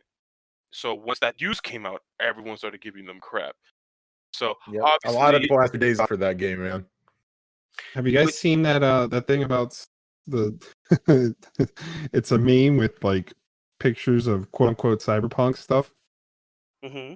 And hang on, I have to find it real quick, but continue what you were saying. Mm-hmm. All I know is that people really got out their way to give hate on a company that's really trying their best to make the game the best game that they can make. I'd rather have a delay than get the game where it was meant to be on the day that was meant to be released back in April, and then wait 6 to 7 to 8 months, maybe to the end of the year, to get the full released, but just with no bugs, no glitches, no unnecessary issues. I'd rather have the delay. But even some CD Projekt Red employees got death threats because of the delay. Yeah, that's not cool. That's not cool. It's not cool at all. No, I've never been one to take days off for a video game, or for pre. I got lucky once. I got laid off from work when Metal Gear Solid 5 was dropping, and I was like, "Cool, I get to play this without having to worry about it." But I was gonna go back to work later that day, anyways. They just swapped me over for a different department. They said, "Well, you're gonna like start next week," so the game was coming out, and I was like, "Oh, cool, I have more time to play this game." That's such a question. I remember asking this a lot on people on Discord. Have you guys ever took a day off for a game? No. No, never like called in sick. Never like. Yes, I did. I called out of school. I remember that. I remember people were really excited for Modern Warfare 2 back when I was in middle school, and there was some kid who Yeah, I just did it for Black Ops didn't 2. show up. He just fuck it. I'm playing Modern Warfare 2. I just never been so hooked to a game, or so intertwined with that game. It's any game really where I'm like, I have to play it. I have to take the day off. The only game that I can actually say that's been on my mind nonstop when I'm doing my day-to-day tasks, but I've never considered, taking the day off was, playing Minecraft. And only because of that, the only reason I have those feelings is not because I think Minecraft is an amazing game that I need to take days off. It's because I have all these ideas in my head that I want to build in the game that I'm just like, well, I can't wait to go home and build this or make this electrical component or system work. It's just that. But I've never had that. I just But never for like a new release game. You're like waiting for. I can't wrap my mind around it. That's the same reason why I don't pre-order games or I don't buy games day one anymore. Yeah. I get you. I'm kind of like that too. When back in the day when I had your brother's Best Buy Gamers Club Unlocked, I was like, well, this thing's gonna end later this year, so I would pre-order everything I could get my hands on. And what happens is that go back to why I stopped collecting retro video games. Was like, I'll buy the game, put it on my shelf, and never fucking touch it. And then I would just be like, well, I just wasted $60 or now $50 there. So far this year, I've been doing pretty good on it. I haven't been like splurging as much as I used to.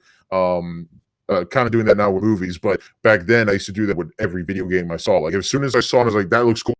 I'm going to pre-order it." I would just pre-order it. But now I'm a little bit better on it. I'm now debating if I want to just go out of my way and pull the trigger and just get Miles Morales on PS4 because at this point, I don't think I'm going to get a PS5. I've heard great I things. found the post. I found it. I just linked it. I linked it to you guys. Yeah, that's funny. I've heard great things about Miles Morales. A lot of people are really enjoying it. They really get that how they really enjoy the feel, the difference between Peter and Miles. It turns out that spoiler alert. It's not really a spoiler alert. The reason why Miles is by himself in New York is because Peter is helping Mary Jane with something outside the city. That's really it. That's why okay. Miles is by himself in New York City. So does that mean it's going to be the same map as from Spider-Man PS4, or is that? Yeah, same map. It's gonna He have. just moved to Harlem. Okay, that's I always confused because the way how they described it, I thought it was kind of be like a Gotham City Bloodhaven situation where like Batman takes watch of Gotham City and Nightwing takes over Bloodhaven. So no, it's not gonna be like that. It's gonna be the exact same city. It's just at the beginning, Peter and Miles are doing their thing together. Two Spider-Mans looking all nice and everything, and then Peter leaves, saying, "Hey, this is the first going to be solo," and then that's just really it. That's the main premise. The game is basically it feels like its own full-fledged game, but it's not like a full game the same way Spider-Man 2018 was. Yeah. It's still you can't call it an expansion, you can't call it a DLC. But if I had to compare to anything, it is How much? expansion. Huh? What you said? What you compared to?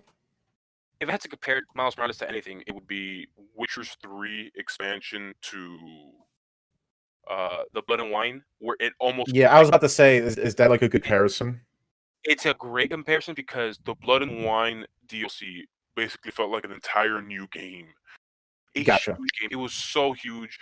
The amount of side quests, the amount of main quests, the land in general. It's just beautiful. It's not as big as Skelegrad, and Novigrad and Velen, which are the main 3 areas you spend in. But yeah, it's. I really don't like that new Peter Parker. Just saying. Yeah, I just posted a picture. Yeah, about that. It's it still looks really weird, man. I mean, you see him in Miles Morales, and honestly, I prefer the original model actor, but it doesn't really bother me all that much. It's not gonna like ruin my experience, and it's just gonna be something I got to get used to, you know. Oh, good news. So you know how the HD remastered version of it has this new model actor, Got the Waz looking Peter Parker. He doesn't really match up with certain voice cues and all that stuff. People were complaining about that when they saw it that in some cutscenes, the new actor wasn't really acting Because it exactly doesn't look like they mocapped him like the original actor. right. So in this new Miles Morales, that's not the case. It's not the case because he looks he actually there he was there He from fits Well, they in. didn't re-record his lines with the new actor. Right. Okay, in that's Miles Morales. So talking about PlayStation, guys, I heard some news today about the fact that if you plug in an external hard drive, you can't store games onto the external hard drive like you can on Xbox. so you can't like download it like you could on the PlayStation 4. Well, so what I'm talking about is like, let's say you know how on Xbox you have a terabyte of storage, and you have a 5 terabyte external hard drive, not an SSD hard drive. I was about to say that. Yeah. You can store like brand new games on that external hard drive, but you can't play off of them. So you'd have to move it over to the internal. PlayStation's not allowing you to do that. That's You'll be able to unplug it and plug it into the new console and it'll work. But you can't play off of the hard drive? No, you can't store games like new PlayStation 5 games on the external old PS4 games. That's what I was about to say. Like, probably just repeat. I remember hearing about that. I think in the tutorial video, they said that you could play PS4 games off of the hard drive, but PlayStation wants to go about like SSDs and faster load times. So if you're still using like a good old fashioned hard disk, it probably would affect the game in some way. I'm not justifying it. I want to clarify. I'm not justifying it, but I think that's like their excuse to be like, well, we want our gamers to enjoy the best limited experience. Right. I just think that that's just another tactic, I guess. If I were, unless they're gonna start selling like hard drives with SSDs built into them that have the Sony moniker in them, so they could make more rake in the profits at that point. Right. So I do know that. I think earlier Xbox One had an issue if you use an unauthorized external hard drive to store your games in, and they would essentially almost brick your console. I may have to be double checked on that or fact checked on that, but I'm pretty sure they just want you to buy their storage, their everything the same way. I don't know, like an Apple product, they want you to buy their stuff. You're talking about with the Xbox, or are you talking about with PlayStation? With both, with everything. I'm talking about with Sony specifically. Sony specifically. Yeah, Sony's definitely been making a push on their stuff. So unfortunately, that M.2 slot that they have on like the motherboard that they shut off, you won't be able to use it day one. So what are they waiting for the N64 disk drive to like come out and then use it on that? I mean, like that's always going to whenever a system comes out and there's just a port that does nothing. Yeah, exactly, and that's the thing. It's a port that you cannot use at the moment. I think it's because Sony's waiting for more M.2 4.0 PCIe Gen 4.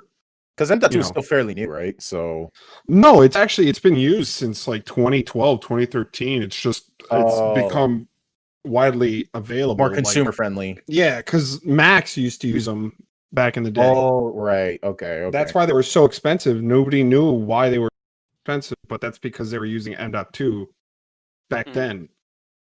So more justification to buy a fucking Mac. Well, not really. I mean, PC is obviously the way to go.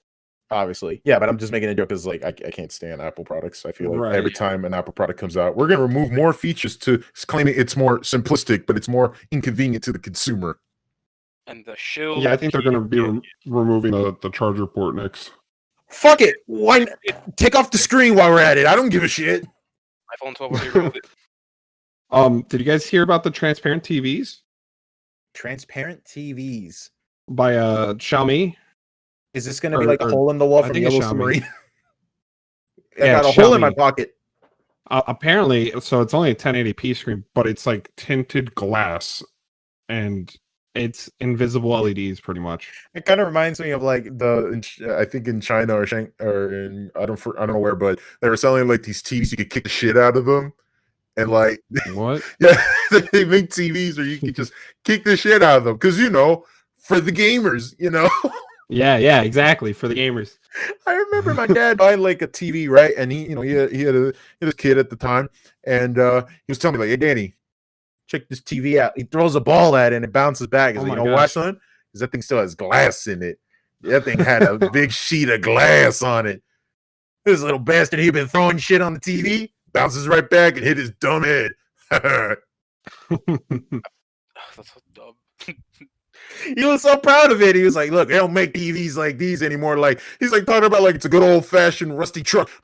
Yep, that bitch still runs. 100 pounds? No, thank you. Oh man, yeah, like plasma TVs. Who remembers those? Dude? Oh man, plasma. Oh my TV. god.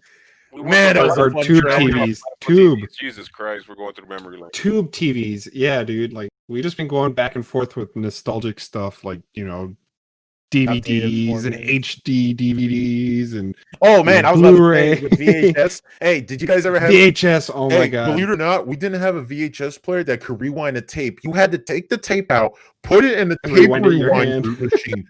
You had to. That blew my fucking mind. When we bought like a newer DVD player that had a VHS player on the side, I was blowing my mind. I was like, "Well, shit. Hey, mom, where'd you throw away the old box to rewind this bitch?" And he's like, "Oh, It does it automatically in the box. I was like, "What? That is so cool." Yeah, Alright, man. I love it. alright, I love man. VHS. Relax. Listen, Mom, I gotta watch that new Pokemon movie with Spanish speaking Slowpoke. Okay, I need that. I need to see my Spanish Pokemon. What are you talking about? I used to watch back in the day. I used to watch the Pokemon movie Oh. in Spanish. Which Oh my gosh. was the movie with Lucario? With Lucario? Oh god, that's like No, the Lucario, seventh or Lugia. Man, I forgot. Lugia. That was I think the second or third movie. I'm not pretty even sure talking about the one the that second movie. which it was Pokemon 2000. pretty Fuck yeah, Pokemon. Yeah, 2000. so 2000. that's the second. That's the second movie. Baby, 2000 gang. That was the second one. And then the next one was fucking Entei speaking Spanish, and he's a dad, and it's in Spanish, and it makes it even weirder. You're gonna fight me if you ever talk crap about that movie. That was such a good. Hey, listen. The only movie that ever makes me fucking cry is Pokemon Heroes. I cried like a fucking bitch when I see that movie. Okay. Beta male. Oh, okay. Okay. I will say. But I will piss off everybody by saying I still haven't seen the first Pokemon movie. Oh wow. Yeah, I already hear the angry mob outside. Yeah, and they already did a remake of it. They did. Oh yeah, they did, but it looks awful, and I don't want to watch it. Yeah, it's like the Sun and Moon anime. I don't like the way. Yep. I don't like the art style, man. Repeat yourself. You cut off. It kind of reminds me of that. Wait, didn't Pokemon also get like a weird reboot on like Netflix at one point? Oh, no. I don't like how they did the Sun and Moon anime. Jesus Christ, I keep cutting out. Ash's like redesign and stuff. Yeah, like the redesign. You know what? Here's my argument I'll always make about the Sun and Moon anime. I haven't watched any of it, but from the clips I have seen from it, I kind of like the more expression look they give to everyone, and the fact that they kind of acknowledge like, hey, Ash is actually like 10, so make him look like an actor. Yeah, he is 10. 10-year-old. Yeah, he's a 10-year-old. But he looks more like a 10-year-old, you know what I'm saying? But fuck me, that Right. Two Strikes Back evolution looks weird, man. Just go watch the original one. You're gonna do yourself a favor on that. No, I like the original. Fuck it, I still do, but I haven't seen like any of the new. My Pokemon anime stopped with Emerald. Like that was like Gen 3. That was. You can download the app on your phone. It's called Pokemon TV. It's I'm free. sure there is, but I mean, I'm just saying is that like to me, I'm talking about like watching it on television when it aired. You know, I watched Kanto, Johto, and Gen 3. I forgot what that one was called. Daniel, it's simple. The reason why he doesn't like the new look is because he's mad that this new Ash won the Pokemon League, where all the other ones he couldn't win. Whoa, I don't care about whether or not he won the Pokemon. Yeah, he did. Didn't he win the Pokemon League at one point? No, he would always make it. He'd always make it to the Pokemon League. I don't know. Why doesn't he just try again? Why does he be like, fuck it, I'm gonna go change another adventure? Because depression and Depression. I don't know. Oh man, that's some Evangelion tier shit there, man. He's gonna get all depressed and shit. I'm not a doctor. I just look at anime. Okay, guys, listen. Hi there. My name is Japanese Utaku. Today we're gonna do an analysis of. Japanese otaku, listen. I need you to find the nearest vat of acid and please make out with it. Thank you. God, he's actually American. He's just trying to make sure that he really sells that he's really a weeb. Anyways, this is my Pokemon analysis video. As you can see, man, that kind of reminds me of that really weird Ash's coma theory that gets.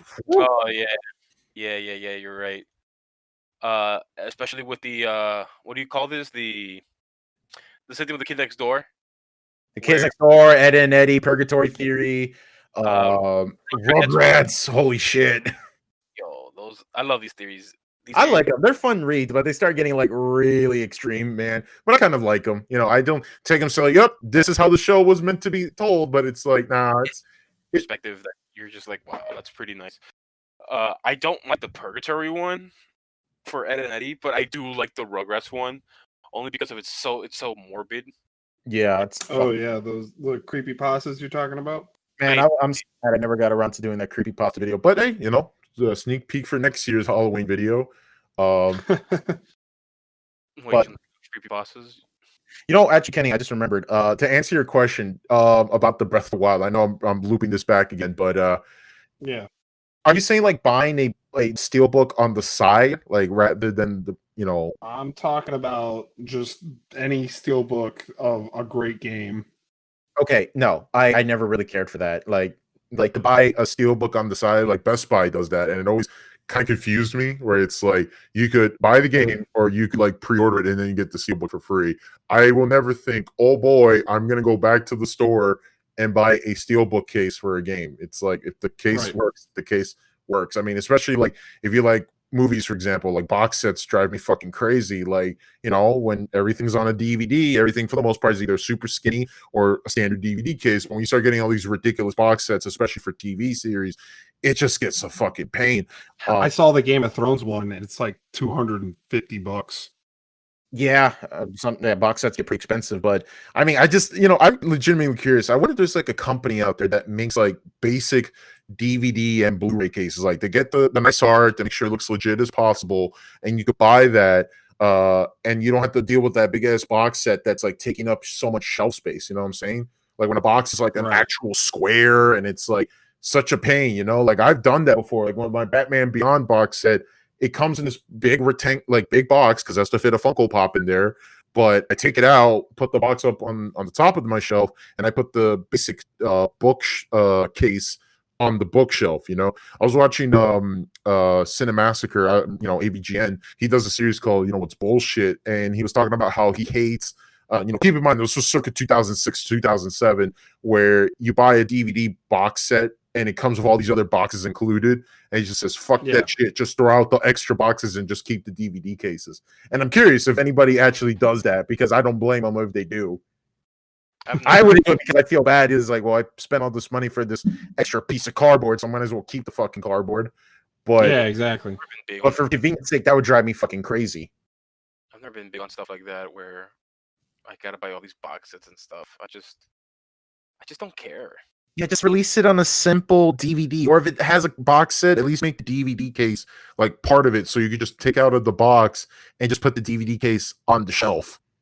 Now, I will say I do like reading manga, and I was considering on getting the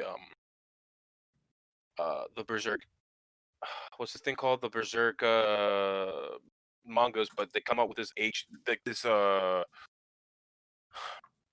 re-released version of it where it's a bigger book. It's much Right. Oh, it's like all in one. no, it's like volumes 1, 2, and 3, in one, volumes 3, 4, 5, stuff like that. And it's a bigger book. It's more detailed. It looks nice. It looks authentic. Feels authentic. It feels a lot more sturdy, and it costs like around $30-something for each book. And that's the only time I've ever considered like getting something artistic when it comes to a series, only because, well, I'm one of those masochists that really enjoy waiting 2 years for one simple chapter of Berserk to come out. So Yeah, that's it. That's basically Berserk hell. You just watch the creator just play a bunch of fucking mobile games while he's not ready the next chapter, Berserk. It's just the way of life. You just gotta. That's the ultimate cuckolding right there. Just waiting for Berserk to continue. Don't make fun Jesus. of suffering already. You're just gonna cry anyways. You're gonna buy it eventually, but in the meantime, though, he's gonna take his sweet fucking time. Not making it any better, man. Sometimes, it's going back to that manga example. Death Note got a all-in-one book, like it's a book, like a big book that is all the chapters of Death Note, but it's one gigantic book. And my thing is, when I see books like that, man, is holy shit. I don't know about you guys, but you know why textbooks have a hard cover, right? Because if it's a soft cover, the spine, that shit is gonna break the fuck out of that spine like nobody's business. Thinking about things all in one, I really enjoy when anything that spans out for years is all in one, whether it be manga, DVD sets, even video games. That's why I really enjoy Master Chief Collection, because it's I love that game. One. It's all in one thing. Yeah, but the thing is, though, but the thing is that it still comes in a simple case. You know what I'm saying? Like, it doesn't come with this like elongated, like full body suit of Master Chief, where like the arm has Halo 1, the other arm has Halo 2, his head has Halo 3. You know, his crotch is Halo EST. Should I remind you about Fallout Anthology for PC? Yeah, but okay, yeah, that's a good example. But who the fuck is gonna give a shit about buying the Fallout games physically like you that? got a little mini nuke. Yeah, but that's the cool thing. At least you got a cute little mini nuke. But you know, it's at least a display piece. You know, like I only want New Vegas. I don't care. Yeah, pretty much. I mean, like I never bought a single classic Fallout game. I always got them for free, either through GOG or through Steam. Right. That's true. But yeah, but that's another thing though. I am not a big fan of like the storage compartment. Like I know that I think Futurama back in the day when they had like complete series, which by the way, why isn't there a Blu-ray re-release of Futurama at this point? I don't fucking know. But I was curious because I was doing research, like, okay, how do I get Futurama on DVD? And you know, they sell the volumes, okay, that's fine. But I was like, okay, there's got to be a box set by now. The show's done, and they made one where it's just Bender's head, but the mouth opens and the discs are stacked. They're not in cases; Jesus. they're stacked on top of each other. And I'm like, that sounds. I'm gonna think about me scratching the shit out of that disc. Sounds disgusting, dude. Every time I see pictures and memes of girls holding up discs saying, raw XD, I'm a gamer, I'm like, dude, you're scratching the disc, but whatever. That was just classical memes. I'm just saying, man, I like when my stuff is convenient to display and store, not all these extra boxes and shit, because I just don't want to keep the cardboard at that point. I want to put this motherfucker on the shelf. Maybe it's my mentality now. The way I live, at the moment, I don't care about box sets and figurines and all that collectible stuff. But probably when I get older and I have a place of my own and I just want to have things that decorate the place. Yeah. That may be that's when it makes sense. Yeah, like if you have the space and it's worth it, but if you're not and you're making what you could do with it, it gets it's a little bit excessive. Like, thankfully, I've been lucky so far. I haven't bought and my other thing is I don't like it when companies don't give you the option to buy a limited edition or a just regular standard copy where you have to buy the extra goodies in order to get the content at all. That's where it's like a little bit excessive.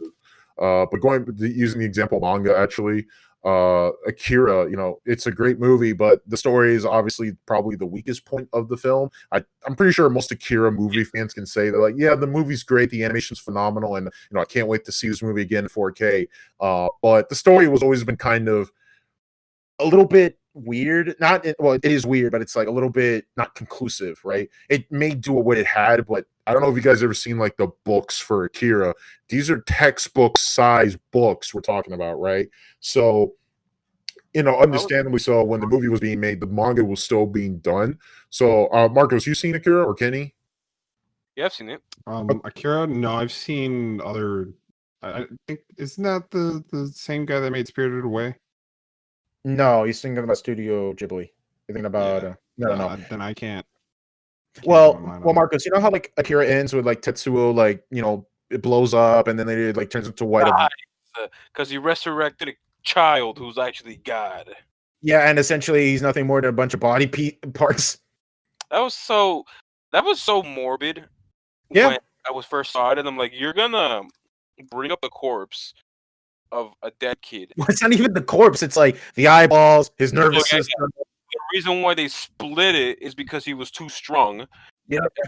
These kids who are with Akira, right? That's the main antagonist essentially.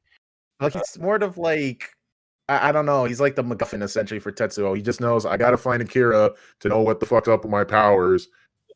He wants to get stronger and stronger, and then he goes, "Well, there was this one guy who became super strong, so let me go bring him back." Remember how World War III started? Yeah, that was that guy. No, that Right. literally what happened. What I didn't like was how the guy got the powers. He just touched this kid, and I'm like, wait. Yeah, well, there's a reason for that because in the manga, that's like part one. You know, Right. like where Kaneda and like his buddies like ride off to the destroy Tokyo 3. Yeah, that story keeps going in the manga. Like Tetsuo's still alive. He's fucking around. He's God essentially. He can fuck Which is shit up, man. why I want to read the manga so much because Yeah, I definitely want to read it. Like right now, they're re-releasing the box set for like 125, but you know it comes with all the books and a nice box, and you get a cool, good for health, bad for education patch. And hey, man, I always want to get a leather jacket, so that shit's gonna be sold on immediately. Well, speaking about books and all that stuff, like I can appreciate Halo's lore a lot more only because I've read some of the books. Fuck me, dude. There was a kid in high school. I who actually like, have 3 books here with me now. there was a fucking high school would go up to me like, hey man, you like Halo? Yeah, not really. He's like, hey, did you read the books? No, not really. Well, you want me to tell you about it? No, not really. Well, I'm going to tell you about it anyways. Like, okay, I'm going to walk away now. Thank you. Daniel, have you considered that some of these people? I'm not saying they are all like this, but some of these people have mental imparities. I don't know. I would say more social imparity, but that's fine. Social, right? So it is what it is. Yeah, but I mean, yeah, I've seen the books in the book fairs and stuff. I'm like, oh, cool, Lord of the Flood. The only cool thing I figured out was I liked about the books were they explain like why when a character gets hit in the back of the head, they immediately die, and that's because like the suit shits on them essentially. Yeah, a whole ton suit basically gets disconnected from your brain, and then your body gets crushed underneath all that weight. Because I remember in one of the books they mentioned something about like the suit goes wrong and it like twisted, and this guy's body like without his input, and it just like crushed him in the inside. yeah, Wow. remember Dude. it's canon. Every Spartan has a feature where they can pleasure themselves. Yes. I'm not sure about every Spartan actually, but yeah, it's a Rip feature those that can't. where they can just either they're just like, hey, I just need to really just Damn, I saw Cortana's ass that time. I realized, damn, she's still a computer. Fuck. I need to release this baby yogurt, and good thing my suit. Baby yogurt. I'm about to make some Master Chiefs, if you know what I'm saying. There you go. So yeah, it's quite fun. Also seeing what happens to your favorite characters. That all if the you really want to get some good reading supplementary material, read the old Doom books from back in the day. Man, that's a fucking trip. how is it? Let's see. Doom guy has a Doom girl. They're basically surviving in their spaceship. Keep in mind, this is when Doom 1 and 2 were still a thing, right? Oh god. Doom Terrible guy canon, and gotcha. Doom girl are in the spaceship. They're recycling water and they're fighting against demons. They come back to Earth. They go Recycling water. join a resistance group with a bunch of Mormons. I'm not making this up at this point. Mormons. I mean, Doom guy finds Jesus essentially in the Mormon religion. Doom is the most Christian video game out there. It really is. Technically, yes, it is. It gets really weird, and it's like surprisingly really entertaining to read. I'll link to you Bunny Hop's video about it because the way how he described it was so fucking out of left field. I'm just like, so do you think like in between loading screens, like Doom Guy 2016 is like fisting the fuck out of a demon? He's just like reading passages from the Bible. Oh my. Dang, I mean, that'd be kind of sick actually if he did that. Just well, Hey man, if Doom Guy knocks on my door and says, "Hello, sir, have you heard a good word of Jesus?" I'm fucking saying, "Hell yeah, dude! I'm not taking any chances." hear his heavy metal playing in the background, like it's in his helmet. He hands you a Bible. He has Christian rock playing in the background. And then, well, I will say some Christian metal is basically punk, and it's pretty heavy. So I don't blame him if he's listening to stuff like that. But I will say though that all it is that the extended lore on certain things is awesome, like how Star Wars have their novelizations of the films and the extended novelizations for certain things that became the expanded universe, which is no longer Which is no longer canon. Thank you, Disney. even with Halo. I enjoyed reading some of the books. Uh, it was just a lot more formative, made the games feel a lot more full because you're just living out a small portion of what's actually described in the book. Yeah, that some people kind of like the idea. You know, that's why I always like expanded universe content. Star Wars. Like some people just don't really give a shit about space wizards. They kind of like the pilots. They like the gamblers. They like the dudes. Right. Yeah, yeah. Bounty hunters. Like that's why I like so much about Star Wars. Squadrons so much because that fulfilled that fantasy for me. Is like, man, I really can't wait to fly on a goddamn X-wing, which basically could take like 5 shots and then boop, gone. Speaking about Squadrons, you've played it? Yes, I played it on and off. I went all out for this game. I bought a flight stick, thank God, before they started going like really expensive. It's pretty fun. The campaign's pretty good, but the multiplayer is good. I've only done dogfighting. I haven't done like any of the fleet battles and stuff. But a lot of people are complaining about it, and it's like, well, you got to look at it from this perspective. Squadrons is a very specific game for very specific people. People who are buying this game want to get into that simulation, and I'm going for this like arcadey look or anything. I meant, It was more like an expansion upon the like. If I have to compare it to anything, for anyone who hasn't played Squadrons, if you've played Assassin's Creed 3, they had ship battles. Assassin's Creed 4 really focused on it. yeah, If I were to make a comparison, Star Wars Battlefront 2 had its which I never touched it, never cared for it. I mean, to be fair though, like Yeah, I barely played it. no, not the Battlefront 2. I'm talking about just like the flight mode, like the. Oh, Well, it was fun. It was nice. It was nice. It got a whole lot better after It got good. nonsense got fixed. The game actually is a decent game now. I haven't touched it since Squadrons came out. But they basically expanded on the flying aspects of Battlefront 2, which Yeah, but trust me, when I say Squadrons is a whole other ball game. There's way more you got to deal with. Like you don't just point and fly. You have to like twist, turn, engines, manage everything. Like it really does make you feel like you're in a simulation. Like fuck me, dude. When I get into a long session of Squadrons and I'm like, all right, I'm done. I'm gonna get in my car. I'll start. My car is a push to start, right? So I'll be like, all right, push to start. I'll start like fucking around with shit in the car dash and be like, all right, radio check, this and that, raising shields, and I just be like, what the fuck am I doing? This is an automatic. I will say, I'm not sure if you guys ever played Elite Dangerous or heard of the game. I've heard of it. I have. It doesn't look like it's my kind of game, but I get it. At first, it wasn't my game, and it just grew on me. It's just a nice game where you can relax, enjoy the infinite emptiness of space, the music, everything, the combat, and there's and fulfill a fantasy essentially. I guess, but there's this option when you're getting out of the whatever dock you're in.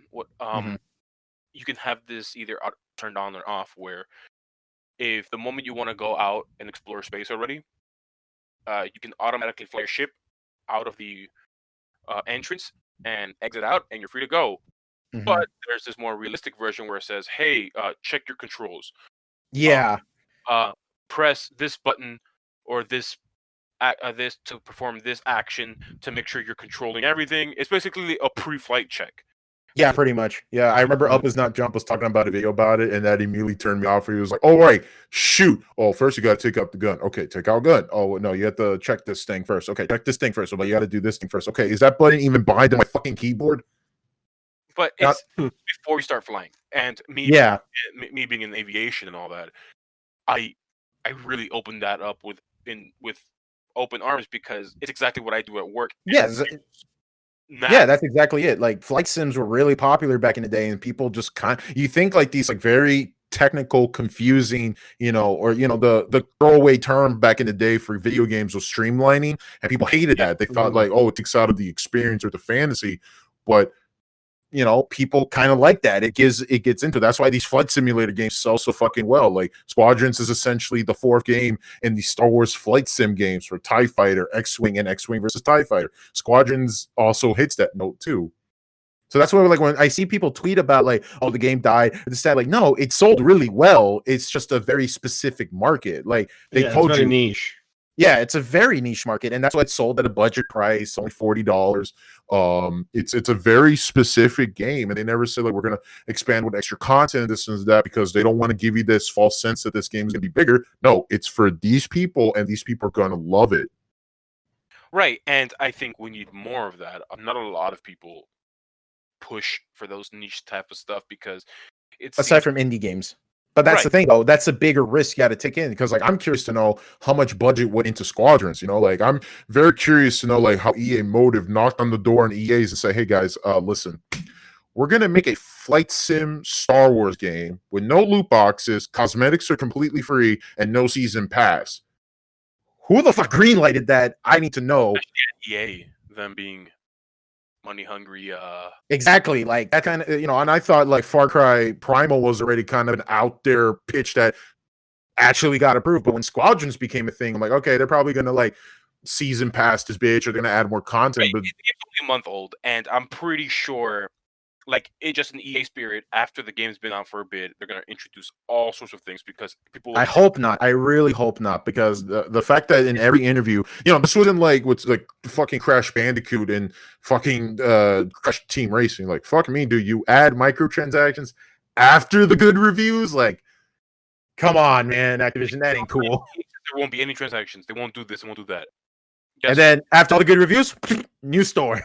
Yeah, they added. What's it called? People are having issues with 2K. Wampa coins or something like that, and it's like, again, it's mainly for cosmetics, but it's like, this is a fucking kart racing game, guys. Like, dumb kids who are playing Fortnite are gonna look at this and be like, "Well, time to steal mom's credit card again because I really want to get Ton on that nice outfit." And I just want my V. Huh? I need my V-Bucks. I need my V-Bucks. But even the advertisement to the game where people are reacting to opening loot boxes and they're excited that they're opening their game. Yeah. Hey, what about is nobody gonna throw Valve under the bus? Oh, you mean like CS:GO and yeah, CS:GO. Well, I argued that at least with CS:GO, it's aside from the lottery scam, I'm talking about more about it's still a lottery scam. No, but that's the thing though. That's mainly third parties and other YouTubers. I'm talking about mainly like to me, it's for one thing though, it's a free to play game and it's just purely cosmetic. So that's my argument. Right. And here's the thing though. It's a fucking knife. It's still the same principle, which I still fucking grab it. I still don't respect. I still don't respect it at all. However, I can criticize it differently because one, it's cosmetic only compared to 2K. FIFA, all these other games. Fuck me, dude. I look at all those trailers, man. I mean, like, so there's a basketball mini game with all these fucking slots. Right. Oh boy, I get a free basketball game with my poker simulator. With CS:GO, you get your skin and then you can sell it. Oh, dude, fuck me. I got the PUBG skin, the shirt, for like being one of the first people to buy in early access. I sold it on the marketplace, bought Cuphead for it. Thank you, PUBG. That's the best thing you ever done for me. Wow, dude. It's kind of cringe. I'm not gonna lie. Hey, man, Cuphead fucking slaps, dude. I'm still waiting for the DLC whenever it comes out. It didn't come out? No. No. It's because I remember like Cuphead's coming out on Switch. I'm like, cool. And then they're like, wait, where's the physical copy? I'm willing to buy this game again on Switch. And they're like, oh, when the DLC comes out, like, where's the DLC? Wait on that, Chief. I really like the game, especially trying to get the game. I still haven't finished it. I'm not gonna lie, I kind of dropped it, not because the game was difficult. I love the game. I just been playing other stuff too. I recommend you really finish it. I've been doing pacifist mode, and that was fun. When we were doing co-op pacifist mode, it was fun as hell. So fun and difficult. Especially pacifist mode without getting hit. That one's even funner because you just perfect everything.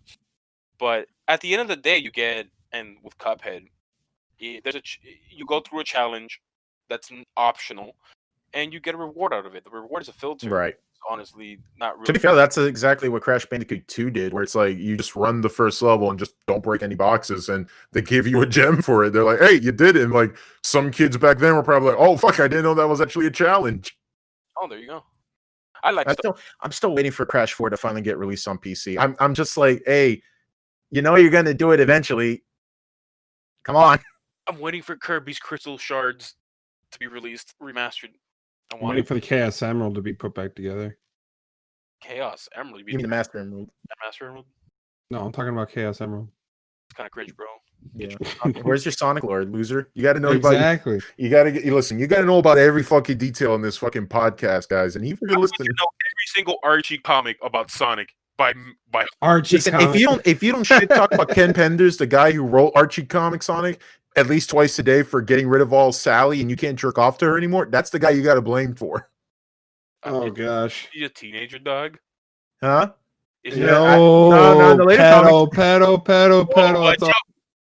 no, it's called a Hebe file. It's different. Hebe file. Man, Jesus, have you guys ever looked up what that guy did after he left Archie Comics?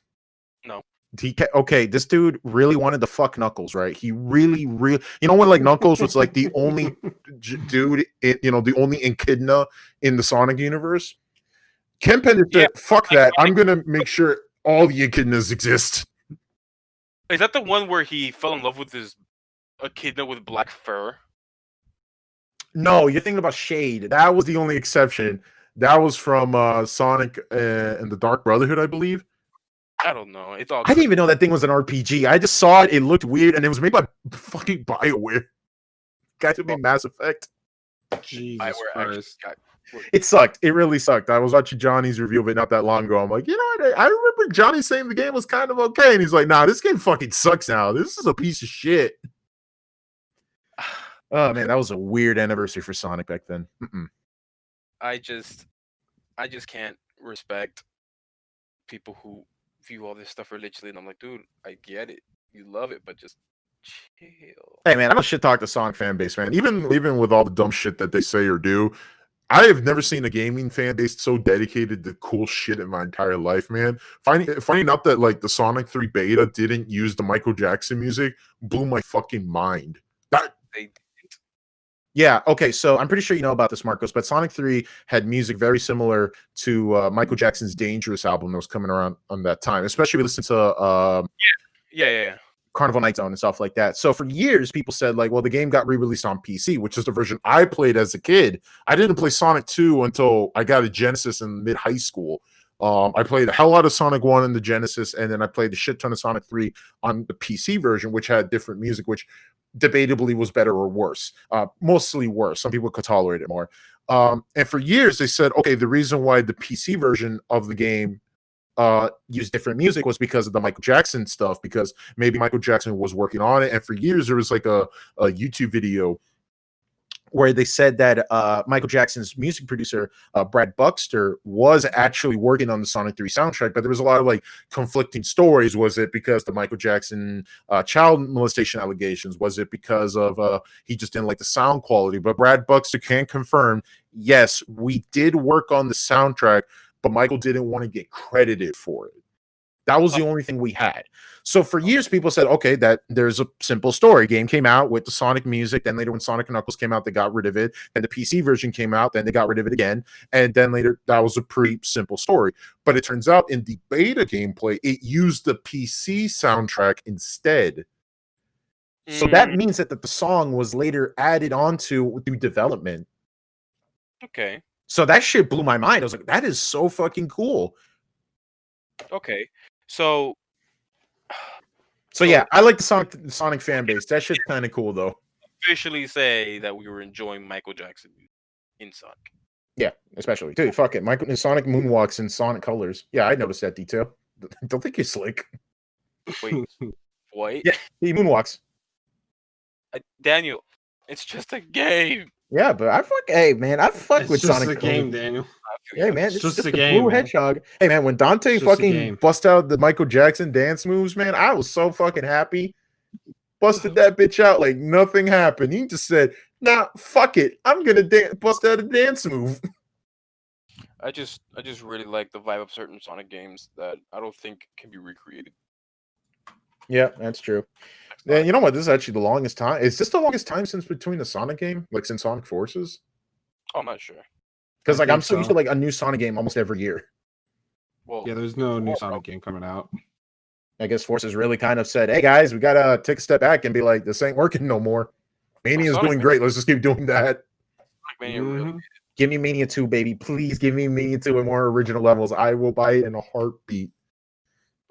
Obviously, what was it? Sonic Team? They saw how successful people who owned Sonic Mania, not developers, but they saw how successful it got and how big it got. So I'm pretty sure they are going towards that way and trusting these fans who grew up with Sonic, and I'm just being optimistic here, that really enjoy the Sonic games and try to recreate the best they can. And honestly, it was a great game. It's still Yeah, and also just not tired it out. Like, hey guys, look, it's Green Hill Zone. Hey, look, guys, it's Chemical Plant Zone. Remember this from the Genesis? Remember, we're gonna keep doing it again and again and again. And it's like, guys, it's no longer nostalgic when you keep bringing it back. and they had their own spin to it, but I really enjoyed it. It's a great game, and I hope the second one adds a lot more stuff. And is it confirmed yet? Because that's all I need to hear, man. I wouldn't doubt. I think it's gonna happen, but I need to know like for sure that this is gonna happen. I'm pretty sure, but that's obviously hopefully. We'll just have to wait and see. So I think we should wrap. Yeah, seems nice. Yeah. We talked a lot today. Oh, okay, yeah, this is actually one of our longest episodes. Kenny, you started streaming, right? So why don't you shout out on the podcast so people could follow you on Twitch? Yeah, so I stream every Wednesday, Friday, and Sunday or Saturday at 8 p.m. on twitch.tv/I am buttered all together. If you want to swing by and take a listen or watch, that's up to you. I appreciate all the support, and I want to thank everybody that does come over and check out my streams. Yeah, it's great. I mean, but you said you are streaming tomorrow the Xbox Series X unboxing, right? Oh yeah, so I'm also going to be streaming the unboxing of the Xbox Series X. I'll be putting out on social media on Twitter, so you can follow the Twitter. It's twitter.com/I am buttered. And I will have a live stream going on tomorrow whenever I receive it in the mail. Okay. As well as the online celebration event for Xbox. So come check it out. As well as I'm also now a Xbox ambassador. I want to thank Xbox for sending me that invite. Hey, Microsoft, if you're listening, I just want to say, like, I'll take anything you got. Like, just send me stuff in my address. You know, you can contact me. Marco's the same thing. I mean, we'll chill. Just give me a box. I'll take it. I'll take it. Give me some merch, and I'll slap the bitch on. I'll do it. I mean, I won't go as far as like Halo 2 tattoo on my arm for the release date, but I'm willing to chill. You see, now you're giving them. Now you're bargaining. You see, not gonna give you anything. That's the problem, Dan. You gave them a limitation. That's it. No, you need to tell them you'll do anything. You'll tattoo. Listen. No one buys a prostitute and says, "Okay, what can you not do?" Because I need all those options. No. What? Wait, you never watch Full Metal Jacket? Oh, that's a shame. Well, not recently, so I can't memorize that and everything. But you're watching it in HD with your whole in 4K, you know, which I did with Marcos's Xbox One S. So, hey, Microsoft, I've been using your product. I really like you as a 4K Blu-ray player. Thank you. But yeah, let's go into wrap. Thank you, Kenny. Definitely, I'll put that if anybody's listening. Yeah, make sure check out Kenny's stream. He's been streaming really good, consistently though. I really enjoy it. I pop in and out. I might do some group stream contents in the future. I definitely want to check out that Xbox Series X unboxing. Looks good. Mm-hmm. Yeah, and I've seen some videos on it. It looks almost like a graphics card unboxing. It's pretty cool. Yep. The only thing that I hate about the unboxing is that the Halo Infinite is in the background. Oh yeah, rip. That's Halo just a dagger to the heart, man. That's like, oh, I can't wait to play here, look how pretty it is. Look how pretty it could be. Bet you could play this now. Until next year, baby. Yeah, exactly. Yep. Now here's Watchdog Legion. Well, But yeah, everything will be on the description for everything, our socials, our Twitters, our Twitch. And speaking of which, if I could chill a little bit, I'm also been streaming fairly consistently though. Just took a 2 days break for a while, but I've been doing pretty good. Almost there at affiliate. I'm trying my best to get that goal by the end of the year. We're so close. I'm feeling it, guys. So definitely follow me on Twitch as well, on Twitch TV/Pepper Stream Boy. It just makes it easier for me to separate my channels. But definitely watch me there. I'm going to try to stream tomorrow, or at the time you're hearing this today. So that's about it, guys. Marcus, you got anything else you want to say? No, just everyone have a safe weekend. Everyone, I appreciate you listening to our rants, to our discussions, like a couple of bickering old men, and I really appreciate it. Thank you. Hey, man, some people just kind of like it. I love these kind of shows. But yeah, that's definitely a good way to say. And also, guys, just a quick thing. As the Xbox Series X is coming out and the PlayStation 5 is also there, please don't go to these stores at launch. The stuff isn't going to be there. You're just going to get sick with the, if you know what I'm saying. So don't do it. Please be safe. Try to just pre-order online because the thing isn't going to be in stock until 2021. I just only want to get that out there because there's people out there who still don't believe it when the store saying we're not going to have these in stock.